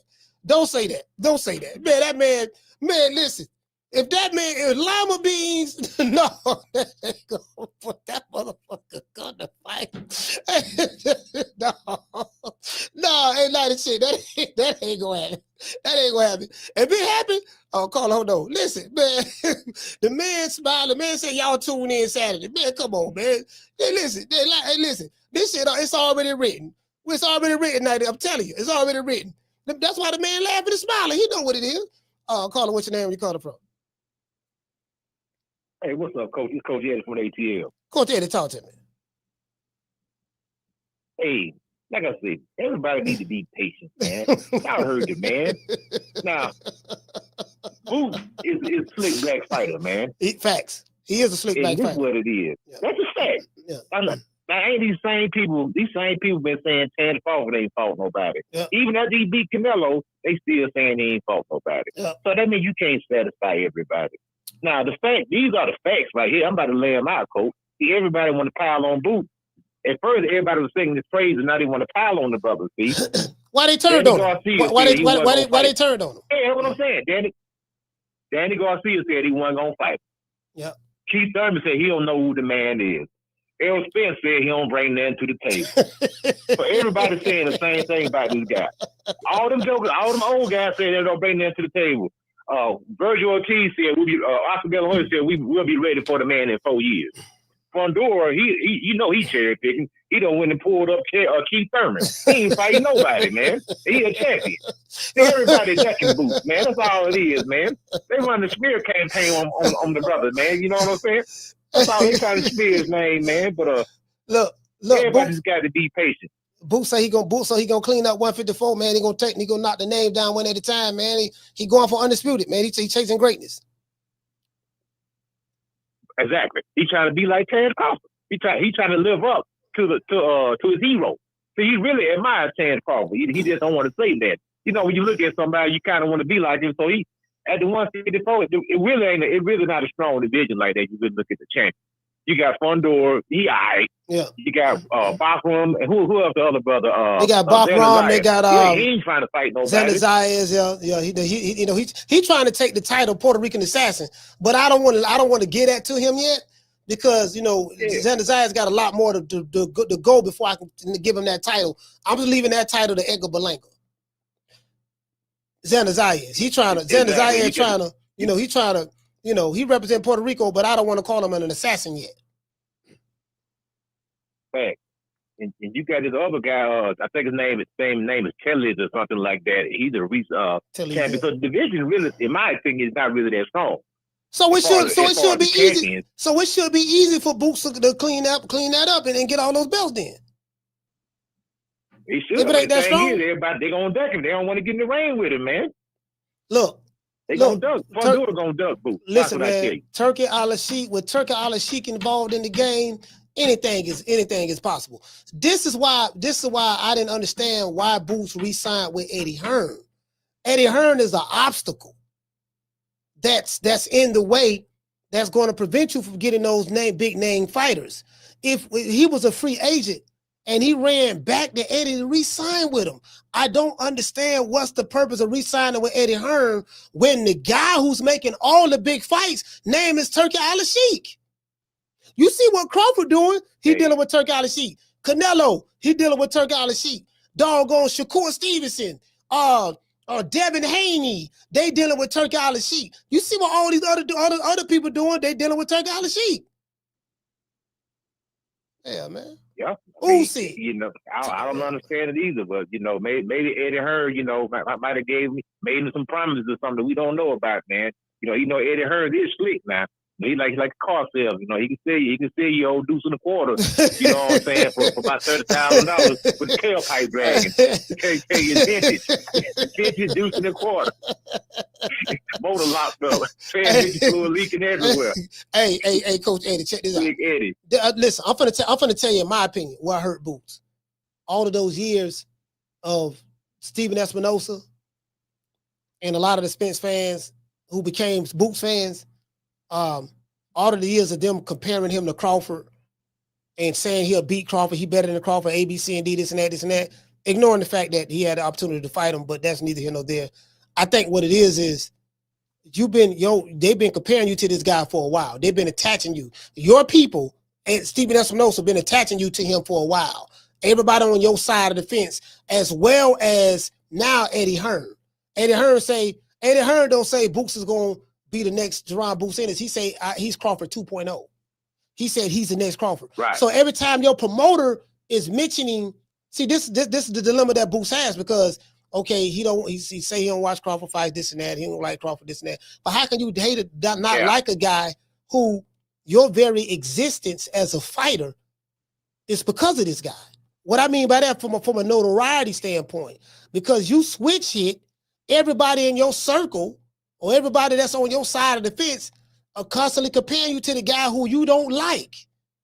But you see what I'm saying? So now they are expecting you to reach those accomplishments. And if they don't see you living up to their expectations that your team put out there, Steven Espinosa, when you was over there with him, and now Eddie Hearn, your team put out there, your supporters put out there, now it's like they mad. Because people like, no, man, my nigga, we've been hearing this shit for a long time, baby boy, we ain't seen nothing. So I think he's, until he gets fights those other guys, that's what it's gonna be. He's gonna continue to go through this. That's his problem. What say you about that? Yeah, I mean, even his dad said the same. Bozy loves Terrence Crawford. He said, man, that man the best. See, great, man. Bozy ain't got nothing but high praise for Terrence Crawford. You know what I'm saying? But at the end of the day, put it like this: if Boots is even half as good as Terrence Crawford, he gonna clean up 154 pounds a day. That's it. Yeah, I'm not even talking about who love him or not. What I'm saying is in my opinion, that's what's hurting him, because people are witnessing someone that's great that's still boxing right now. He on his way out. He almost 40, so he ain't gonna be boxing too much longer. And they are that comparison it's a double-edged sword. That comparison is hurting him now. Yeah. Do you get what I'm saying? Because people have high expectations. I mean, he's 36. Yeah, this is going to be his 36th professional fight. He's 34-0 with 29 knockouts or something like that. He has 35 fights. One is a no contest. So I think that's what's hurting him. That's why I say we got to stop comparing these young fighters to legends of the past, and even the modern day guys who are legends in the making right now, like that are living legends right now, that's active in boxing, like the Canelos, the Crawfords, and stuff like that. The reason why you don't put that kind of pressure on those boys. Don't do that. They can't handle that kind of pressure. That's too much pressure for them boys. You get what I'm saying? Yeah, you're right, Coach. I think he resents being compared to Terrence Crawford because he wants to carve out his own name. He don't want his name attached to him, and I think it's starting to get to him. He said, I don't want to be compared to Terrence Crawford. I want to be my own man. But Eddie Hearn keeps trying to compare him to Terrence Crawford.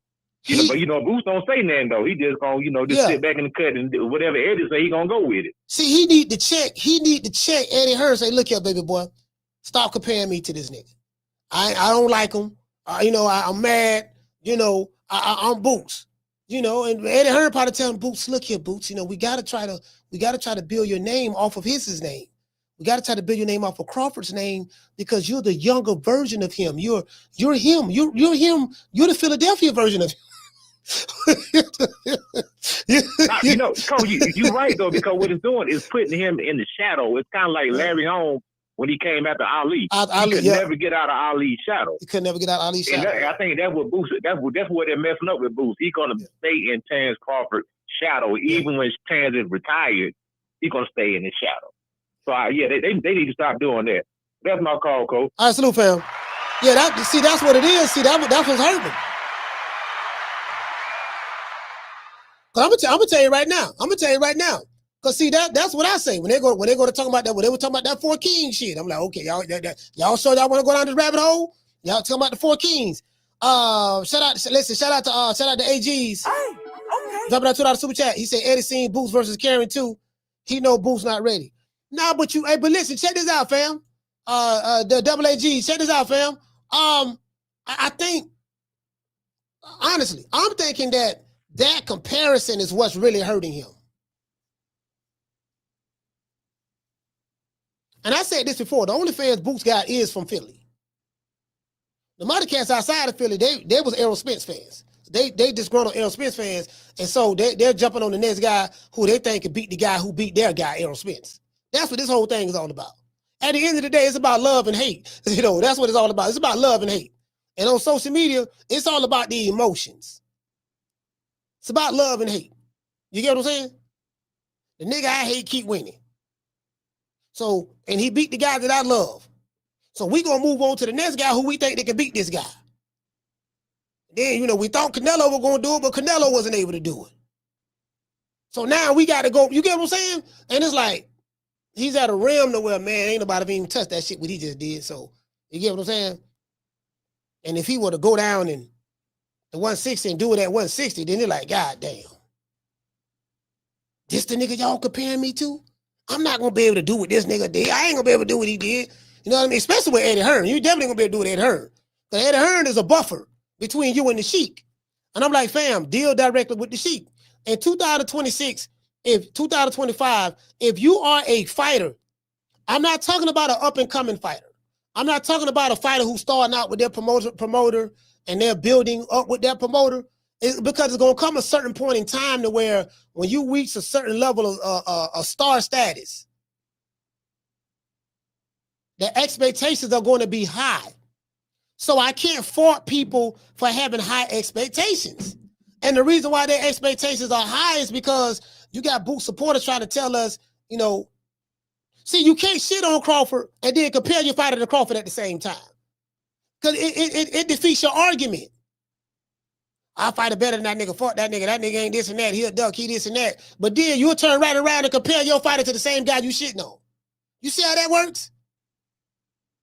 Now you gotta, you get what I'm saying? Now, that sword cut both ways. So now the media is going to be asking them. You're going to be looking in the comment section. They're going to be saying A, B, C, and D. It's going to be digital shootouts. Yeah, I think that's the problem, dog. He gotta get out. He gotta let his team know, look, man, stop comparing me to this dude, bro. Stop comparing me to this dude, fam. Stop comparing me to him, fam. I'm not, you get what I'm saying? I can't, stop comparing me to this dude. It's doing them a disservice. It's doing them a disservice. You get what I'm saying? And you can't tell the fans how to feel. The fans are going to feel how they want to feel. You can't tell the fans how to feel. You get what I'm saying? You can't tell the fans how to feel, so the fans are going to feel the way they feel. So that's the reality of the situation. He's caught up in that. So people are expecting, like, the crazy part about it is this: Virgil Ortiz. I'm hearing an interview with Oscar De La Hoya. Oscar said, we already know Virgil Ortiz is the best in the division. He just ain't got no belt. And I'm like, Oscar, we don't already know that. This is what these promoters are saying right now. The promoters are weak. This is what they saying right now. We already know he the best. No, we don't. No, hell, we don't. This is what Oscar De La Hoya is saying about Virgil Ortiz. And I'm like, fam, what are you basing it? Based on what? I don't know how good he is, Oscar. You got him in the witness protection. You got him in the Golden Boy protection program.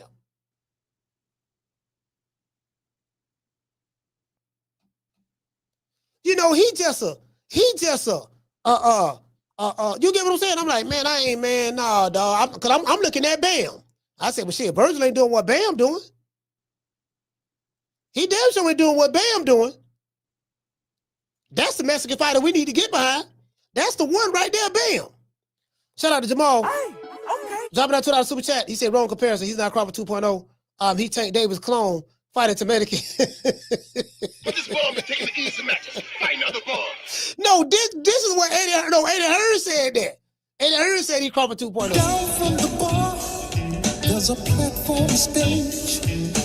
People pimping, sharp as razor blades. Yeah, man, I'm just saying, bro. This the bullshit Superman stories I be talking about. I am sick of hearing these bullshit Superman stories about the wassa legendary Bruce Leroy catching bullets with his teeth. Catches bullets with his teeth. Nigga, please. Man, I'm finna tell all the Mexican boxing fans something right now. You got your fighter. Bam. Is your fighter. Telling y'all right now. You got your fighter, fam. Bam is your fighter. Telling you right now. That's who y'all need to galvanize behind, sell out arenas, pack. That's your fighter right there.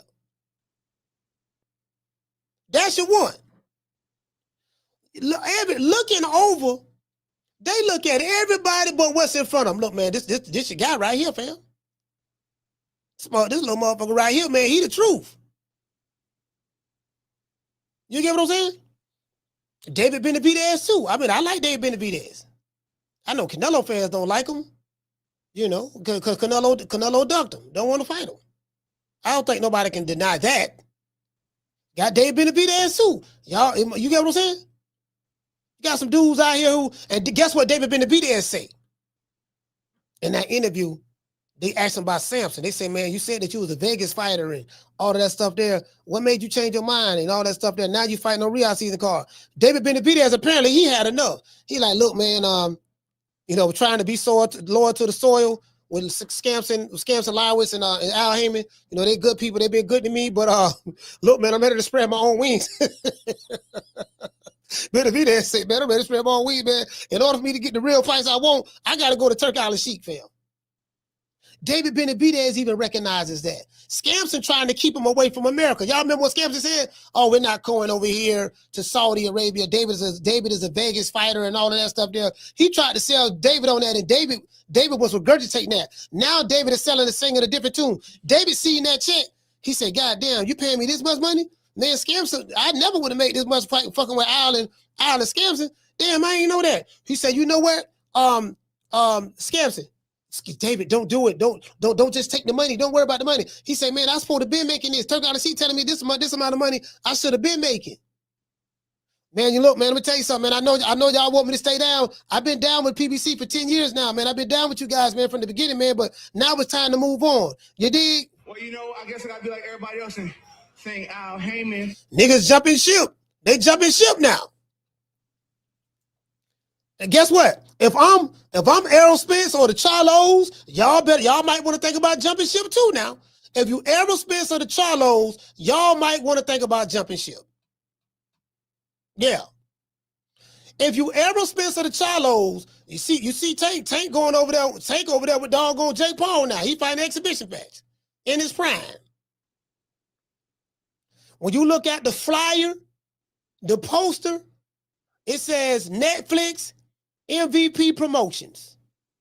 Jake Paul versus Gervonta Tank Davis. You don't see PBC name nowhere in sight on that promotion. Tank like, man, fuck this shit. I'm finna cut out the middleman. I'm finna cut out the middleman. I ain't finna. Tank probably like, look here, man, check this out, baby boy. Look here, I'm tired of that. I'm tired of y'all. I'm tired of that 30% you've been getting on the back end. That 30% I've been paying you on the back end. Yeah, baby boy, that's over with. I'm finna go over here get this money over here with Jake Paul and Netflix, baby boy. You ain't gonna get a cut of that. You get nigga try to cut out the middleman. You gotta cut the middleman out, dog. Shout out to Nod. Shout out to Hollow Davis. Shout out to Willie. What's going on, fam? You gotta listen. You gotta cut the middleman out. You gotta go directly. Listen, David Benavidez went straight to doggone Turk Island. He like, man, fuck this shit. You can only be loyal for so long. You can only be loyal for so long, fam. Look, dog, I've been holding it down for a minute now. I've been holding it down for a minute. Time for me to spread my wings like Troop. Y'all remember the song Troop? They made a song called Spread My Wings in the 80s. Spread my wings and fly away. You get what I'm saying? When you spread your wings and fly away, that means, goddamn, you finna go out there and do your own thing. For if you're a parent in the chat, you know how it is when your child that you grew, that you helped raise, and then once they graduate from high school and you got sons and they go to feeling themselves. They get a little bit of peach fuzz and all that stuff there.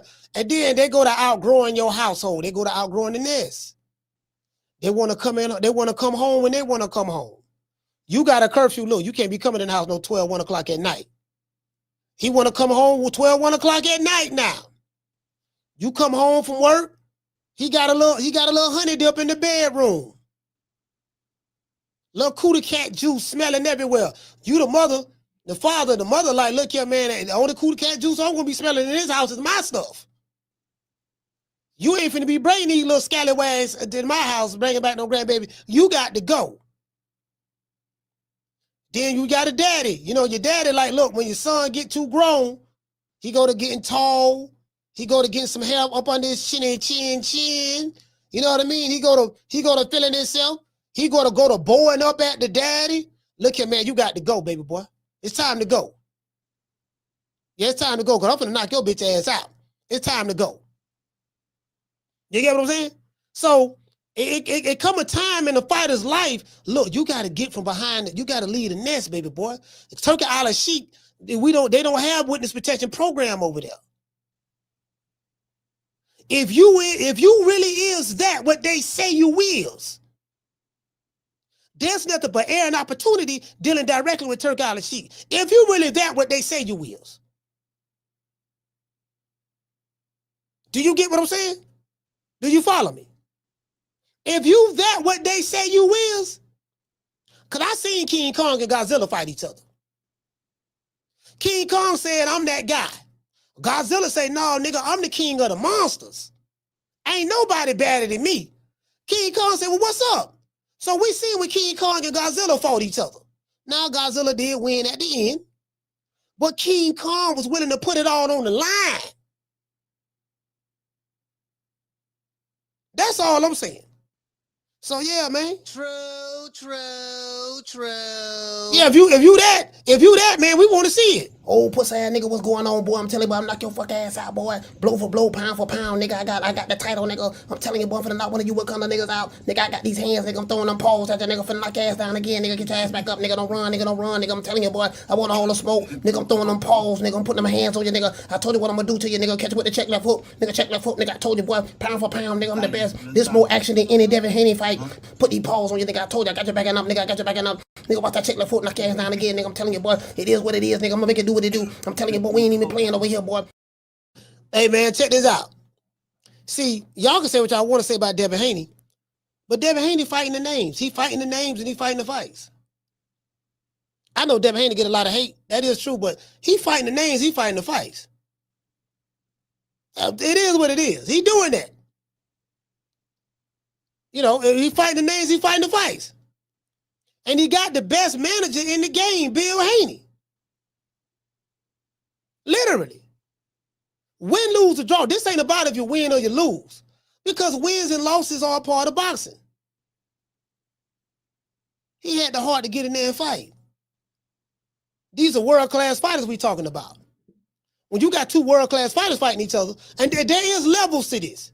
There's levels to this. There's levels. We got levels. We got tomato can level. We got Limabean level. We got Krillin level. We got Snarf from the Thundercats level. Then we got Piccolo level. We got Goku level. We got Ultra Ego Vegeta level. We got Black Frieza level. We got Lord Beerus level. We got Wiz level. You get what I'm saying? There's levels to this. When you wrestle, you got Hacksaw Jim Duncan level, Coco Beware level, Bubba Smith level. But then you got Hulk Hogan level, Macho Man Randy Savage level, the Ultimate Warrior level, The Rock, Stone Cold Steve Austin level, The Undertaker level. There's levels to this. True. Nigga got a resume full of Coco B. Wares and all that stuff there, but you trying to compare him to the Sugar Ray.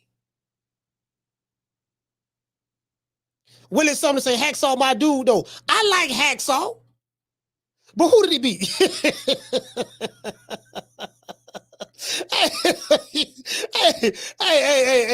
look. I like Hacksaw, but who did he beat? That's all I'm saying. Hey, Willie, let's pull up Hacksaw Jim Duggan resume. Anybody in the chat? Everybody telling me they like Hacksaw, right? Who did he beat? Hey, shout out to Dre. Hey, okay. Dropping that quarter over. Bam, double your boy. Hey, Leroy. Super chat received. Playtime's over, boy. Hey, shout out to Willie, man. Hey, he said, why does PBC have Frank Martin fighting on the prelims of Thurman and Fundora? You know what? Because that's what Frank Martin wants. True. Shit, Frank Martin is a domesticated fighter. He fighting on the prelims. That's what they think about him. Frank Martin don't want no smoke neither. He don't want no smoke. There ain't nobody, listen, if you ain't trying to fight on the Turkey Island sheet card, you don't want no smoke. That's how I look at it. Yeah, that nigga he don't want no smoke, dog. He don't want no smoke. He ain't trying to fight nobody, dog. He ain't trying to fight nobody. The man, listen, bro, let me tell you something. As I said before, the American promoters are the ones who got boxing in the position that it's in now. The only reason Turkey Island Sheep was able to come to the trap and take over the trap is because of Top Rank. It's because of Golden Boy. It's because of PBC. All that wrong side of the street, nobody want to work with each other. Now guess what? Turkey Island Sheep got all of them bowing down. If you are an elite fighter, as I said before, we talked about these guys are supposed to be elite. That's all I'm saying. If you are an elite fighter and you are going through high behind promoters at this stage in the game, and I'm hearing that this nigga Voltron, this nigga Megatron, that man, he Bruticus. Y'all know who Bruticus is? Bruticus was Devastator. Bruticus was the Decepticons. They used to transform and form this big robot called Bruticus. Then you got Devastator. The Devastator was the Constructicons. The Constructicons come together and form Devastator. Man, you so easy, man. The Autobots had a real big transformer called Omega Supreme. Nigga, that's Omega Supreme. Like, dude, like, people have expectations. That's the problem. That's the problem, fam. That's the problem. It's like you telling me he a pimp, but he ain't got no hoes. I hear you spitting mad isms and all that there, baby boy, but I ain't seen that, dog. I don't see you at the Players Ball. You ain't got no Cadillac. You ain't got no deuce and a quarter. You got, bro, I ain't seeing none of this. I'm hearing that again. I'm doing this another thing too. I'm hearing all these sparring stories. I'm hearing all these sparring stories. I'm hearing heavyweights get knocked out. Yeah, man, you saw what he did in sparring. Yeah, so we already know. We didn't see the fans, the YouTube channels to talk about it. Then the fans take it and run with it. Then listen, then when they go to saying, well, we don't need to see that because we already know who gonna do A, B, C, and D. And I'm like, nah, fam. Oscar De La Hoya said the same thing. Oscar De La Hoya talking about something. We already know that Virgil Ortiz is the best. You know, he'll beat any one of those champions. He's the best. He's the best at 154. Is Virgil Ortiz gonna fight any of the champions? Oscar? Bro, you see what they doing to Kid Austin. The man fighting JoJo Diaz. JoJo Diaz is an alcoholic. Well, you know, I ain't gonna call him alcoholic, but you know, sources say he's alcoholic. The man like to drink. JoJo Diaz ain't committed to boxing no more. He just getting checks. JoJo Diaz is a $100,000 fighter right now. They're paying him $100,000, $150,000 right now to fight. They getting JoJo Diaz for the low, and he's content. He's content with where he's at right there.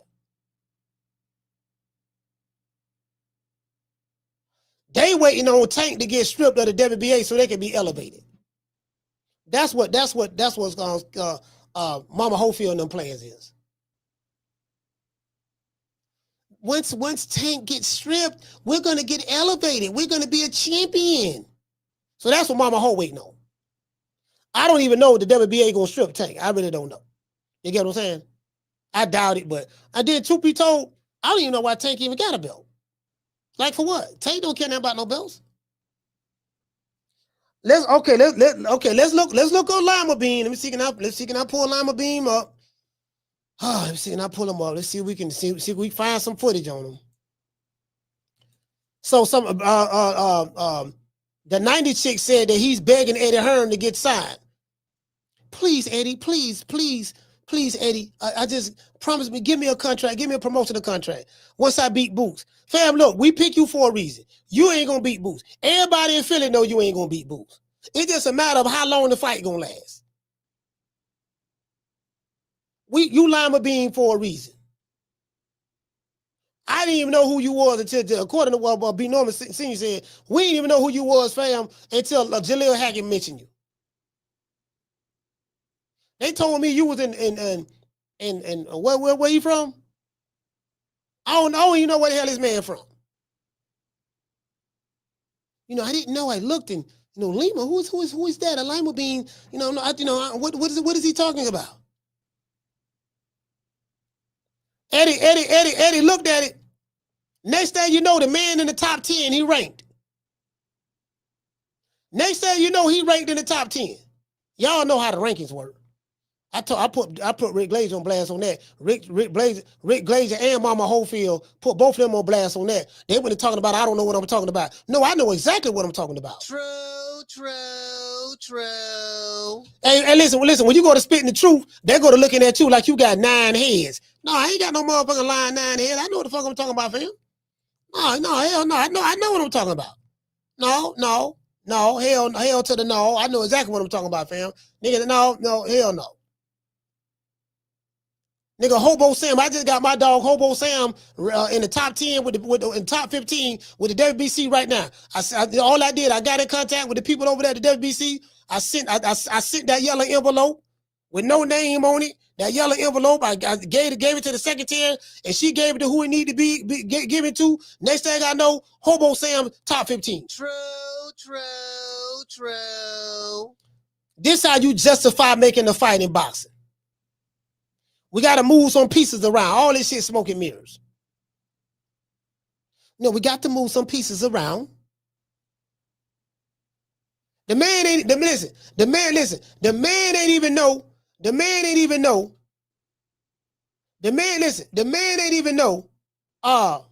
Who Limabean was. You get what I'm saying? So that's how the sanction about it works. It works like that with damn near every fighter. Every fighter. You name the fighter, it works that way for them. No matter who the fighter is. No matter where they from. You get what I'm saying? Yeah, man. Hold on. You know what I'm looking at? My dog Debo. I ain't gonna lie, man. Dev taking this seriously. Dev is taking this serious, boy. Like Dev is showing up. Dev taking this.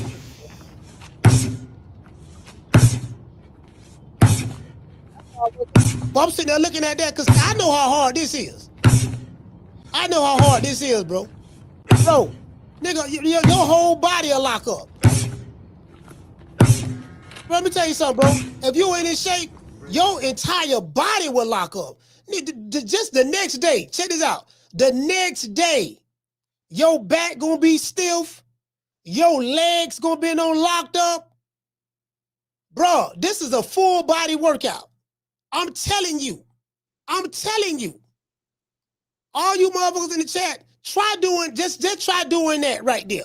Your whole body gonna lock up. True, true, true. Your entire body gonna lock up. Literally. Telling you right now. Motherfucker, man, shit, man, they around that bitch, man. I'm talking, hold on, man. Motherfucker, shit, listen.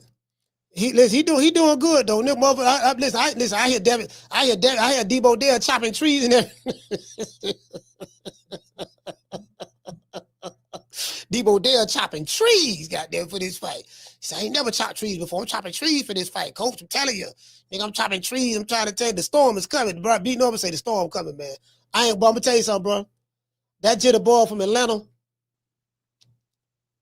boy, that dude mad, bro. That dude right there, he calm though. He calm. He real poised. I'm gonna tell you something. You know what I think? Bill Haney said something. I don't think nobody peeped it though. Bill said something about not what to do. Well, let me pull him up. Damn, let me pull him up. See, Bill said something about Quentin Randall.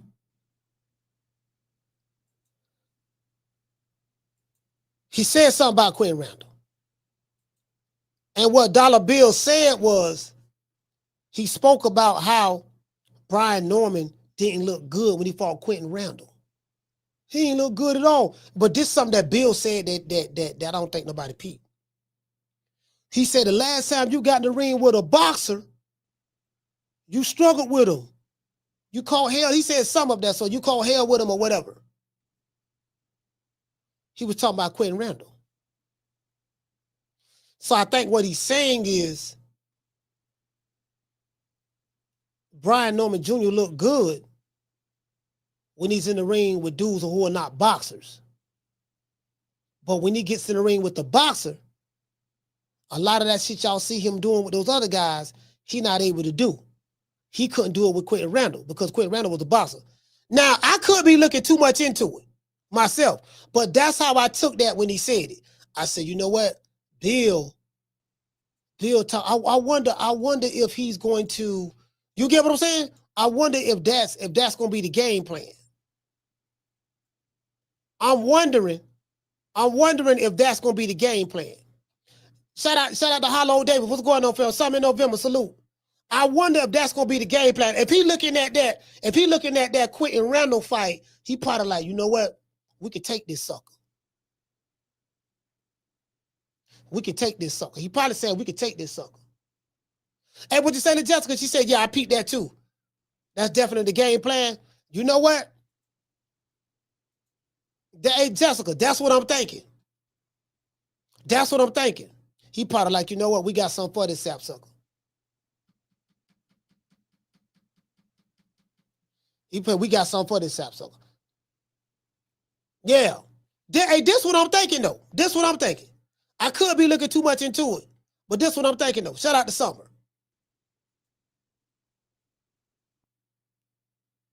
Because Devin is definitely not going to fight him the way Centillion and Jen Sasaki and Cuevas and all them fought him. He's going to box him. Footwork. He's going to do a lot of movement in this fight.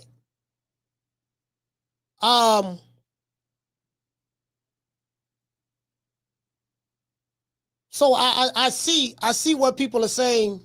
Now the thing is I don't know. People are saying that Devin is levels above Brian Norman. I won't know that until they fight.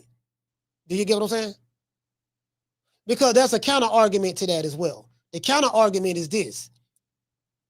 Well, who Devin Haney been beating and knocking? Who Devin Haney been beating? He been beating dudes who small, ain't got no footwork, got short arm reaches, like myself. You know, so like there's a flip side to that. And then when he got in there with somebody who's just as tall as him, big as him, whatever the case may be, he got dropped multiple times. That was against Ryan Garcia. So that's what people are saying, right?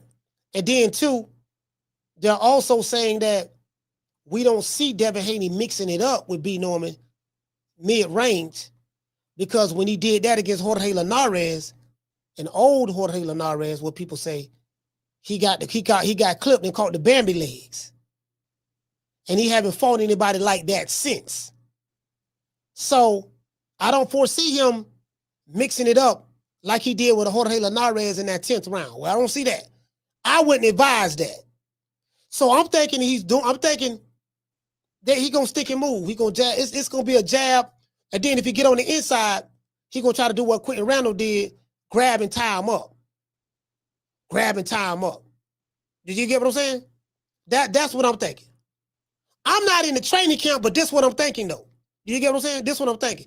I see, because Bill brought up Quentin Randall for a reason. And then he said, when you got in the ring with a boxer, we saw how you perform. We wasn't none of that when you get in the ring with a boxer. So I said, oh, in the scouting report on Brian Norman Jr. is he ain't got no footwork. He can't cut no ring off. He's a basic fighter. He ain't got but a left hook. He knocking out dudes who's standing right there. So that tells me that their game plan is not to engage in any point in time in that fight, mid-range. Will Devin Haney have more punching power at 47? He's bulking up a little bit. Will he? Well, you know what? Let me take that back. Devin Haney is not bulking up. Let me take that back. He's bulking up, but let me break this down.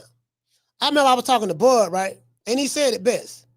He said, look, a lot of people were looking at me fighting Canelo like I'm fighting a bigger man. And what he said to me made so much sense. He said, I'm not fighting the bigger man. He said, me and Canelo walk around at the same weight. Canelo walk around at 180 something. I walk around at 187 something. But I was cutting a lot of weight to fight at 147, like what every fighter does. Every fighter does that. From Sean Porter to Boots to Virgil Ortiz to Errol Spence to Benavidez to whoever. Every fighter does it. He said, so instead of me having to cut weight all the way down to 47 or 54, I just got to cut weight to 68. So if I'm walking around at 180 and I'm fighting at 147, that's what, 33 pounds? That's a 33-pound weight cut. That's a 33-pound weight cut. Instead of me cutting 33 pounds, if I'm fighting at 154, but I walk around at 180, that's a 26-pound weight cut. So instead of me cutting weight all 26 pounds, I'm going from 180 to 167 because he came in at 167 and a half. So that's 13 and a half pounds. And I was like, damn. True. Bruh, I didn't even look at it that way.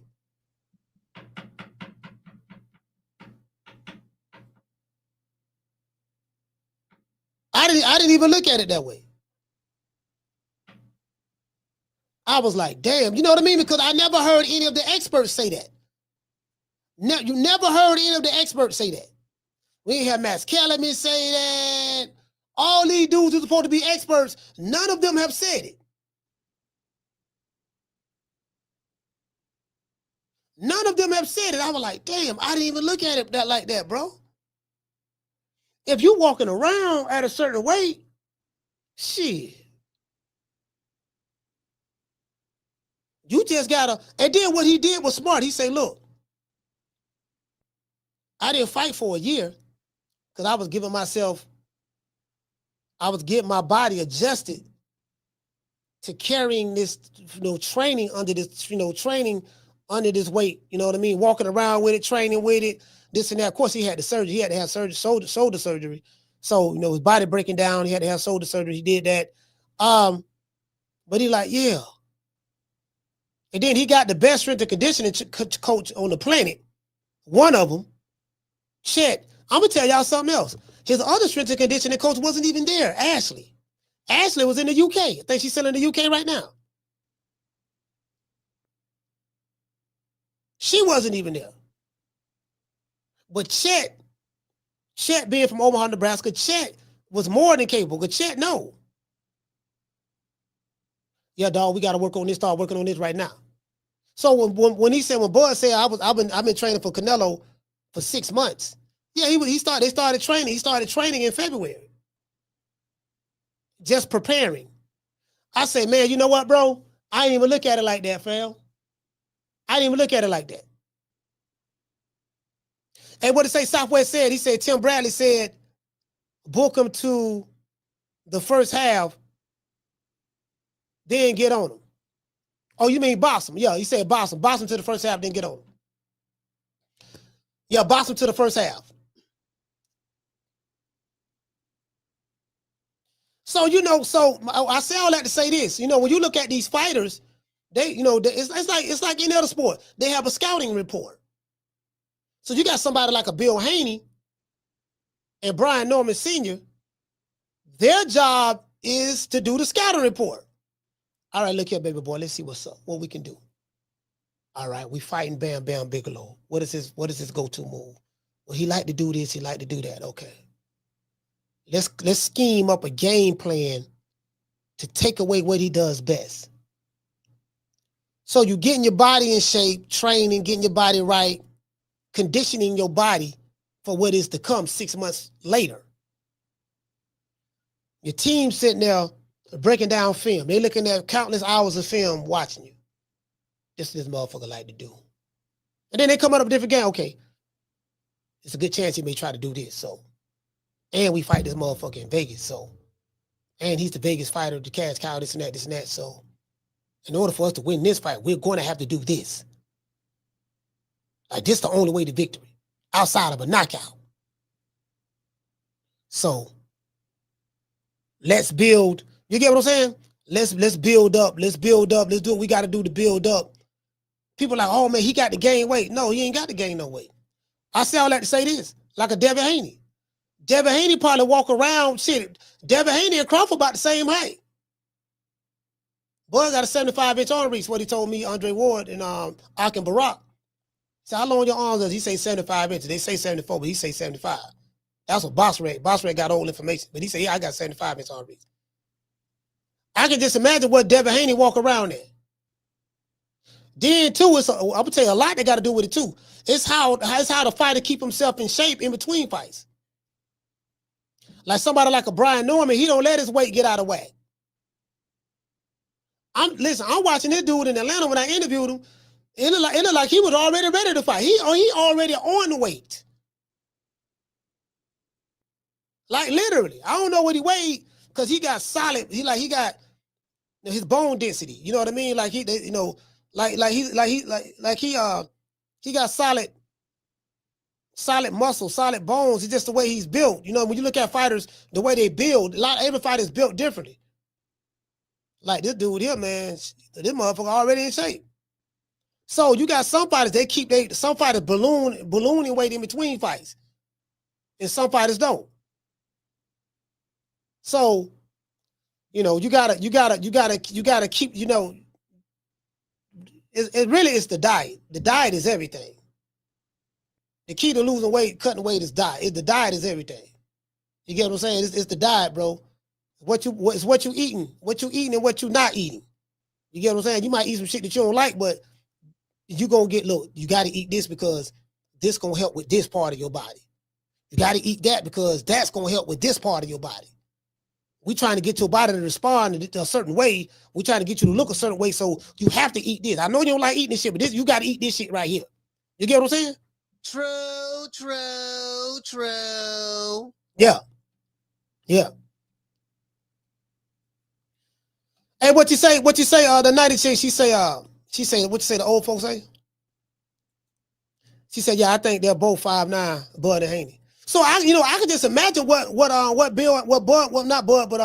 Devin Haney what is his walk around weight? Hey, Sheila say, Miss Connie say, she said, old folks say he big bone. Yeah, he big bone. That's what they say, he big bone. Yeah. Brian Norman, big bone. Hey, hold on. Hey, check this out. Miss Connie, check this out. That's what the tenderoni, that's what, hey, shout out to Sheila. That's what the tenderoni say. Baby, what you doing? Who that dude was you was with? Oh, that's third lane Tyrone. Why you left me for third lane? Third lane, he big boned it. If your girl, listen, I'm gonna tell you fellas something in the chat. If your woman ever come home from the gym or anything, and she describe another man as being big boned, watch out. True.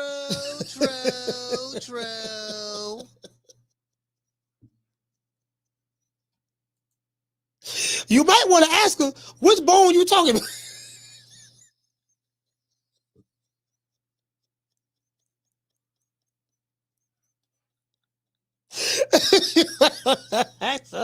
And she sneak that in there. If your old lady sneak that in there, dog, you got which bone you talking about? Don't assume anything. Like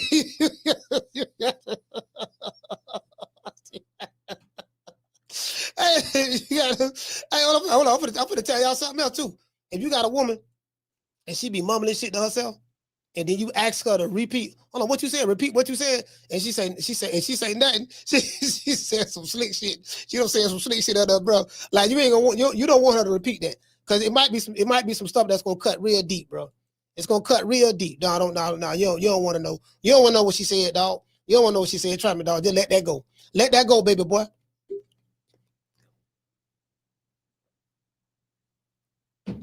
Hey, shout out to Dr. Paul. What's going on? Hey, y'all, let that go, baby boy. Let that go, baby boy. Let that go, baby boy. Let that go. You don't want to know the answer to that. And another thing too, right? Another thing. I'm gonna tell y'all something else. Don't be asking no question you don't want. You're not ready for the answer. You don't want the answer for. Let me say that again. Don't ask questions that you really don't want to know the answer to. Some things are just meant not to be known. I want y'all to read in between the lines on that. Some things are just not meant to be known. Don't be asking your old lady or some chick who she was with before she met you. Okay, it's cool. It's cool to do that to a degree, nothing wrong with that. But then when you go to want to know details, don't ask details. Because, every man, we got an ego. We want to believe we the best and all that there and all that stuff. You get what I'm saying? We want to believe that. Our ego is, the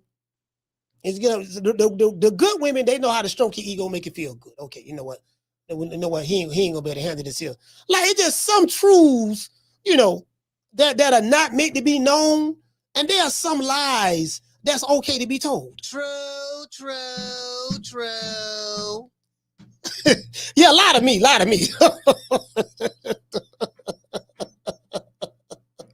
Hey, don't ask was he better? Don't ask these questions. Was he better? How big? You know what I mean? Don't ask about dad. Am I the best? Just certain things. Don't be asking. Just be content. Just be content with where it's at right now, dog. True. And y'all, we all grown. Just read in between the lines. We're gonna keep it PG. Just be content. You know what I mean? Don't be looking through no phones. Might find something you don't want to see. Don't be looking through the Don't look through the phone now. I'm telling you. You know what I mean? Hey, shout out to Mike Larry. Mike Larry, what's going on, fella? Hey, look here, man. I'm giving these dudes uncut game. I'm telling them right now. See, we got to tell these jitterbugs, because, see, they don't be knowing. Shout out to Damien. True. Hey, okay. He say, don't want to know anything, and that damn show ain't asking. Yeah, I ain't asking, dog. You know what, dog? Yeah, I ain't. See, the young niggas be asking. The young because it's an ego thing with them. When you get old enough, you know better. Yeah, I ain't, man. You know what, dog? Yeah, she probably done fucked around, but you know, she did it so good. I don't care. I got a cousin. He don't give a damn. My cousin don't care at all. My cousin don't ask no questions. Shout out to Crawford. He said, "Cole, these questions can go both ways." He said, "Women are way too emotional, though." Yeah, the questions can go. Though that's what I'm saying. Yeah. I'm just saying either or. It can go both ways. I totally agree with that. Either or, it can go both ways. It can go both ways. Like you gotta know who you with though. You gotta know, you know what? Cause you can measure whether that person can handle the truth or not. I don't know, they can handle this right here, boy. Shit, this might lead to shit. We might be throwing hands. We might be throwing hands for real off this one. We might end up going to jail. There might be a shootout. True. Hey, what to say? Ron J said, he said you shouldn't even care. Just go grab another one. There's plenty out there. Nah, see, it ain't about it being plenty out there. It's not the quantity, it's the quality. See, that's where you jitterbugs get it wrong at. The reason why when you get older, you learn not to take there's plenty fish in the sea approach. The reason why you don't take it's plenty fish in the sea approach is because most of the fish you're going to catch is not going to be the right fish. And then you might end up catching the wrong type of fish. So it's not about the quantity, how many, it's about the quality. You know what I mean? Take that from the words of an OG. True. You dig? That's what it's about. That's what it's about, fam. It's like, damn, you know what I mean? Because if you find a good one, and let's say it don't work out, you can say, well, yeah, it's plenty more out there in the sea. Yeah, but it ain't gonna be like that good one you had. Damn.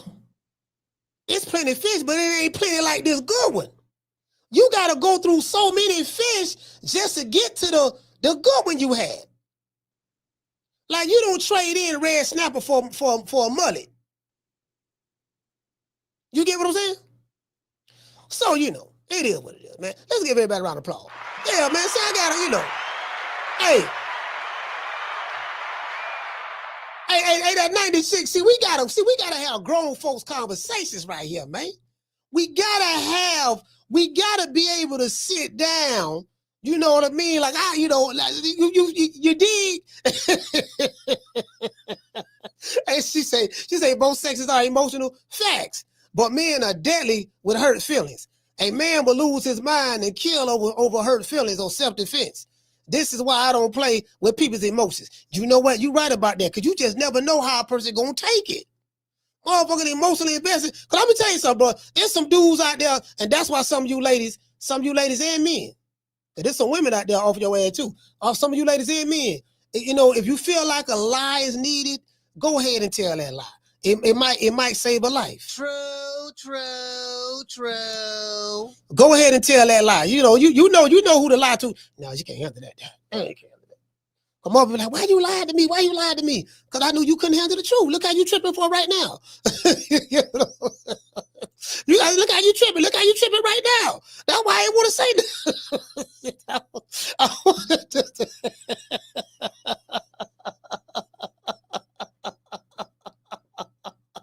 Hey, shout out to Miko. Hey, that's why I ain't say that. I'm trying to, goddamn, you know what I mean? Like, really, you looking at me like I'm the bad guy. I'm the good guy.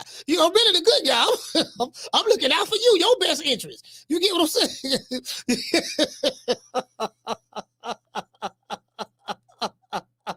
Hey man, we dedicate this one to the hood. I want to thank the whole hood who came out here. I love y'all. I did this for the hood. Y'all know I beat that boy. Yeah, man, you get what I'm saying. See, we ain't gotta, that's the way of looking at it. Look here, man, I'm trying to protect you, baby. I'm trying to protect you. Look, you looking at it all wrong. You looking at it all wrong. I knew you couldn't handle this truth. So that's why I told these lies to you. You get what I'm saying? If so if you look at it that way, look how hurt you is right now. Look how mad, angry, and upset you is right now. You get what I'm saying? So I ain't want this response. That's all I'm saying. To this day.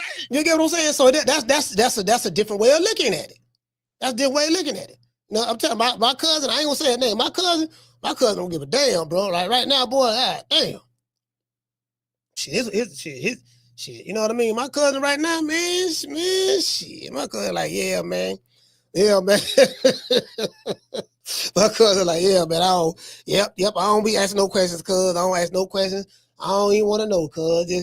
Just leave me in my happy little world.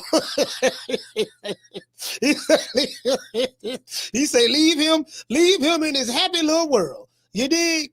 You know what I'm talking about? Hurting the group. I'm the best thing ever happened to this damn group. Nobody's bigger than the group. Y'all ain't stupid. I'm the one selling the records. They coming to see me. They coming to see the Temptations. Ain't nobody coming to see you, Otis. Yeah, man, it is what it is, man. And by the way, ladies, and I'm telling you the God's honest truth. By the way, ladies, I'm telling you the God's honest truth. By the way, ladies, I'm telling you the God's honest truth. I had a dream, and spirit confirmed to me in the dream that I'm supposed to have 2 wives. And since it came to me in my dream, it is official and it is authentic. It was approved by the heavens. They will not be the same complexion because I don't want to be accused of being a light-skinned supremacist or a dark-skinned supremacist. Yeah, man, you get what I'm saying? I mean, it is what it is. I'm just saying, I just gotta throw that out there, dog. Throw that out there. All human beings, we are emotional creatures. None of us are androids or robots. We all experience pain. We all cried before. We all get hurt.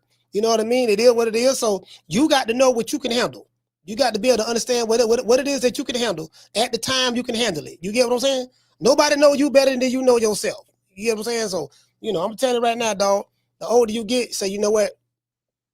I've been doing my thing. So shit, ain't no need of me even asking these questions. You know what I mean? I don't even want to know, dog. Right now, babe, we locked in right now, so it is what it is. Just you just do the best you can. I'm gonna do the best I can. we gonna charge the rest. We gonna charge the rest of the game. I felt like a Puerto Rican in this hair. I felt Puerto Rican.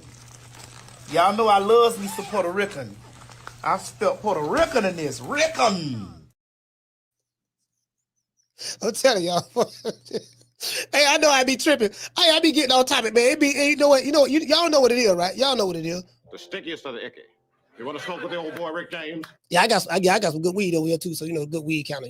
Well, I guess I gotta be like everybody else and sing Al Heyman. I can quit my job now, baby. 6 figures, baby. You feel me? But a name. Do you have a name?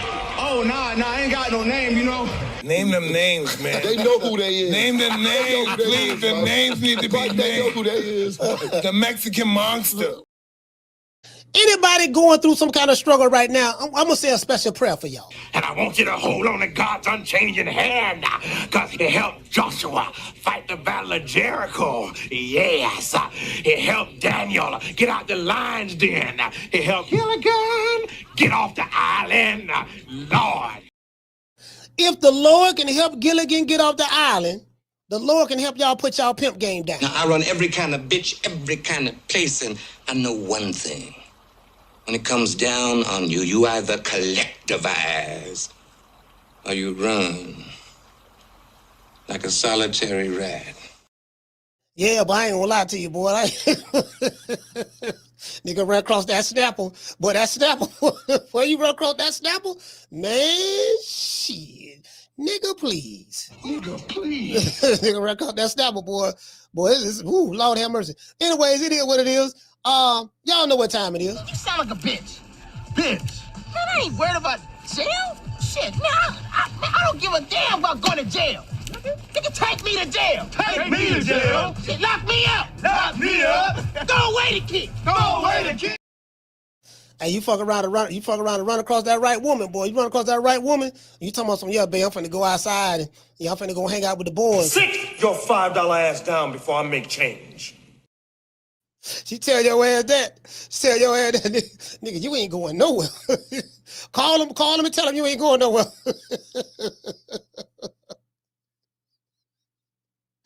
I bet you I'm the fuck am going somewhere. I bet you the fuck ain't. Call him and tell him you ain't going nowhere. Call him right now. Now, I am the #1 contender. I'm tired of James the Poodle, Grim Reaper, whatever you want to call himself, ducking me. All right, I'm tired of man driving around town in 8 Rolls Royces. He ain't fought nobody. I'm still in a bro hand.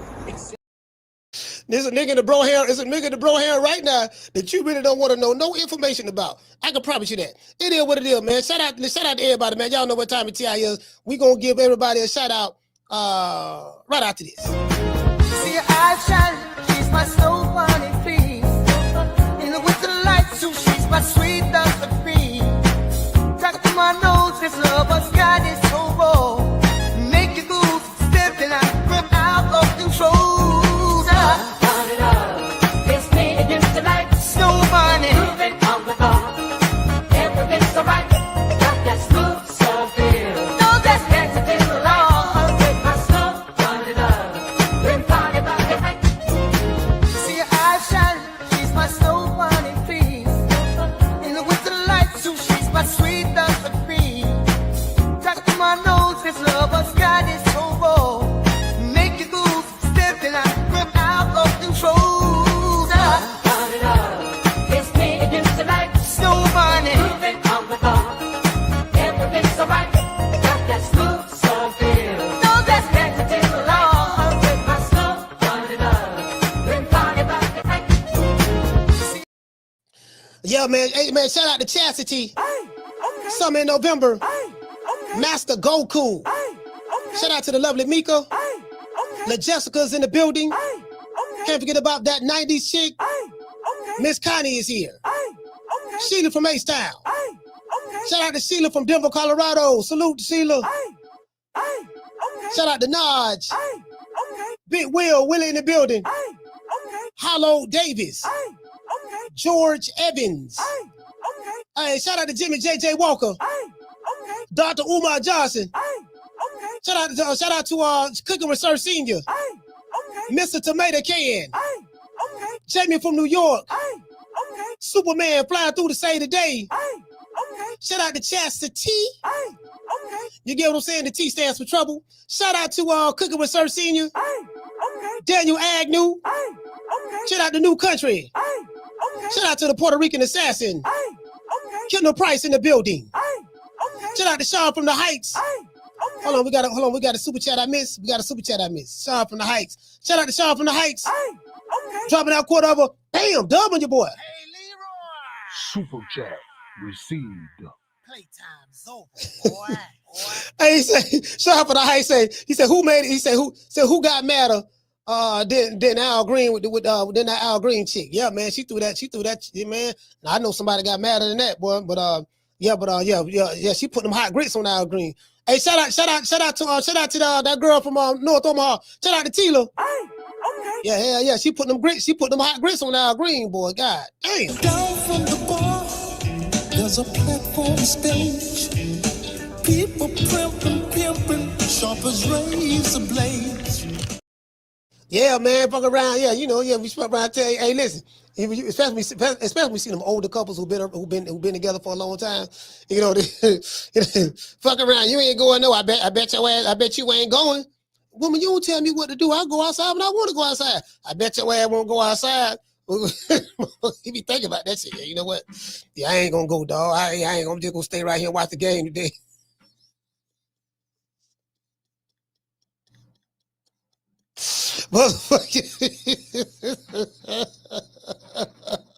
See, I'm gonna tell you, listen, I'm gonna give you Jitterbug some game too. I'm gonna give y'all some real game. I want y'all to listen to this. And I was talking to some relatives of Bud when I was in Omaha, right? Older couple, right? They older couple, right? I think they relatives or friends of the family, something like that. There was this guy that kept riding down the street. So it was a married couple. This is a true story. It's a married couple, right? They've been together for years. 30-something years, right? And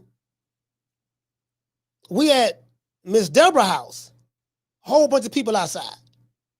There's this one guy, he keep driving up and down the street in different cars, same guy. Different cars, same guy.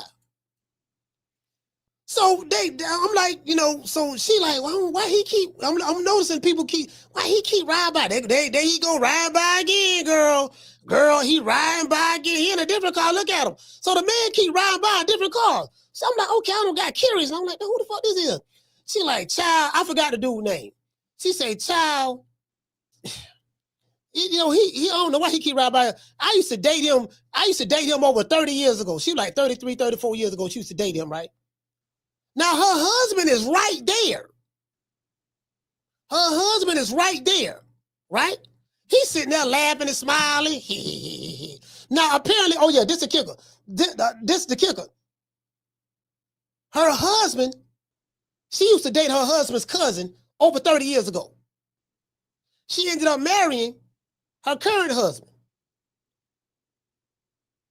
Her current husband, the dude who keep riding down the street, looking at his ex-girlfriend, is his cousin's wife. Are y'all picking that up? But so the nigga keep riding up and down the street.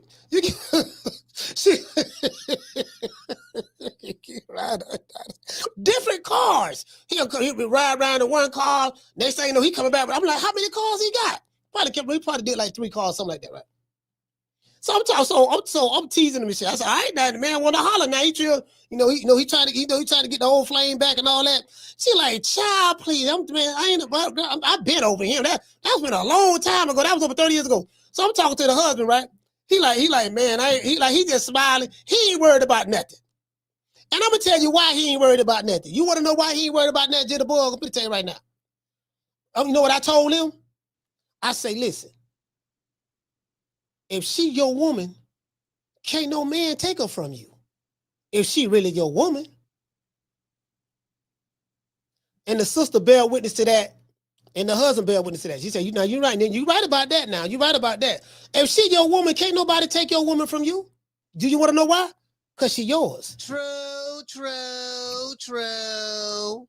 If a man can take your woman from you, she wasn't your woman in the first place.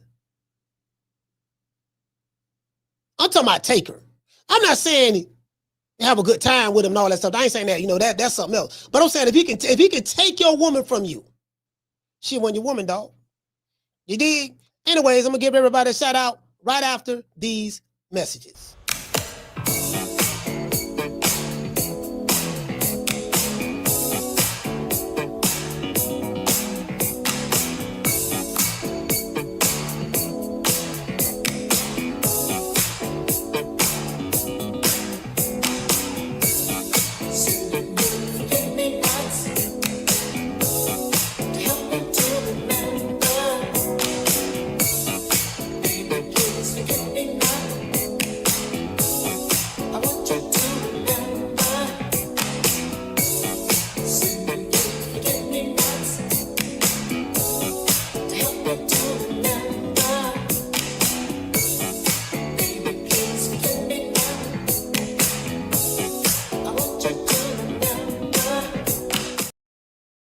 Hey, man, what it is. Shout out to Sean from the Heights. Shout out to Dre the Man. Jamal Cooper. Shout out to Double AGs. That 90s chick. Edward Stevens. Shout out to Kareem. Kareem, what's going on, fam? Shout out to Brian Norman Sr. Isaiah Gonzalez. Sean from the Heights. Martin King Boxing. DJ 2 Brazy.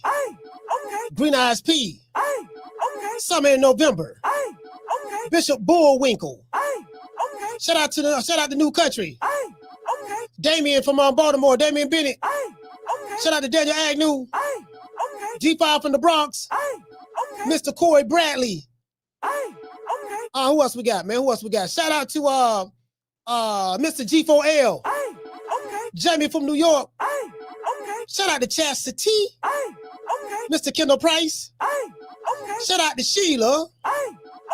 Cobain. Who else we got? Shout out to the lovely Miss Connie. Can't forget about La Jessica. Kendall Price in the building. It is what it is. And to all of those who new to this channel. So I had go back in the day. Shout out to A-Sound T. I had a dude tell me, man, I had a couple people complaining about my show. They say, man, look, man, you always, you know, we don't the dude say, he gave me some criticism. He said, one thing I don't like about your show, dog. He said, you always giving people shout outs in your show and all that stuff there. Just in the show, you be dragging it out too long. And I told him, I say, listen, the reason why I do that is this, fam. If you got people who taking the time out of their day, they busy days, they could be anywhere in the world, but they right here with me, rocking with me on this show. I said, the people can take the time out to come and watch me when they could be watching anybody else. I said, the least I can do is pay them the respects to try to give everybody a shout out. That's why I do it. You know what I mean? So if a person got a problem with that, man, just take that into consideration. I catch you guys on the next one. You know my motto. Don't meet me there, beat me there. Peace. I get at you. Man, I'm out of here, bro. Let's go. Man, I'm out of here, bro. Let's go.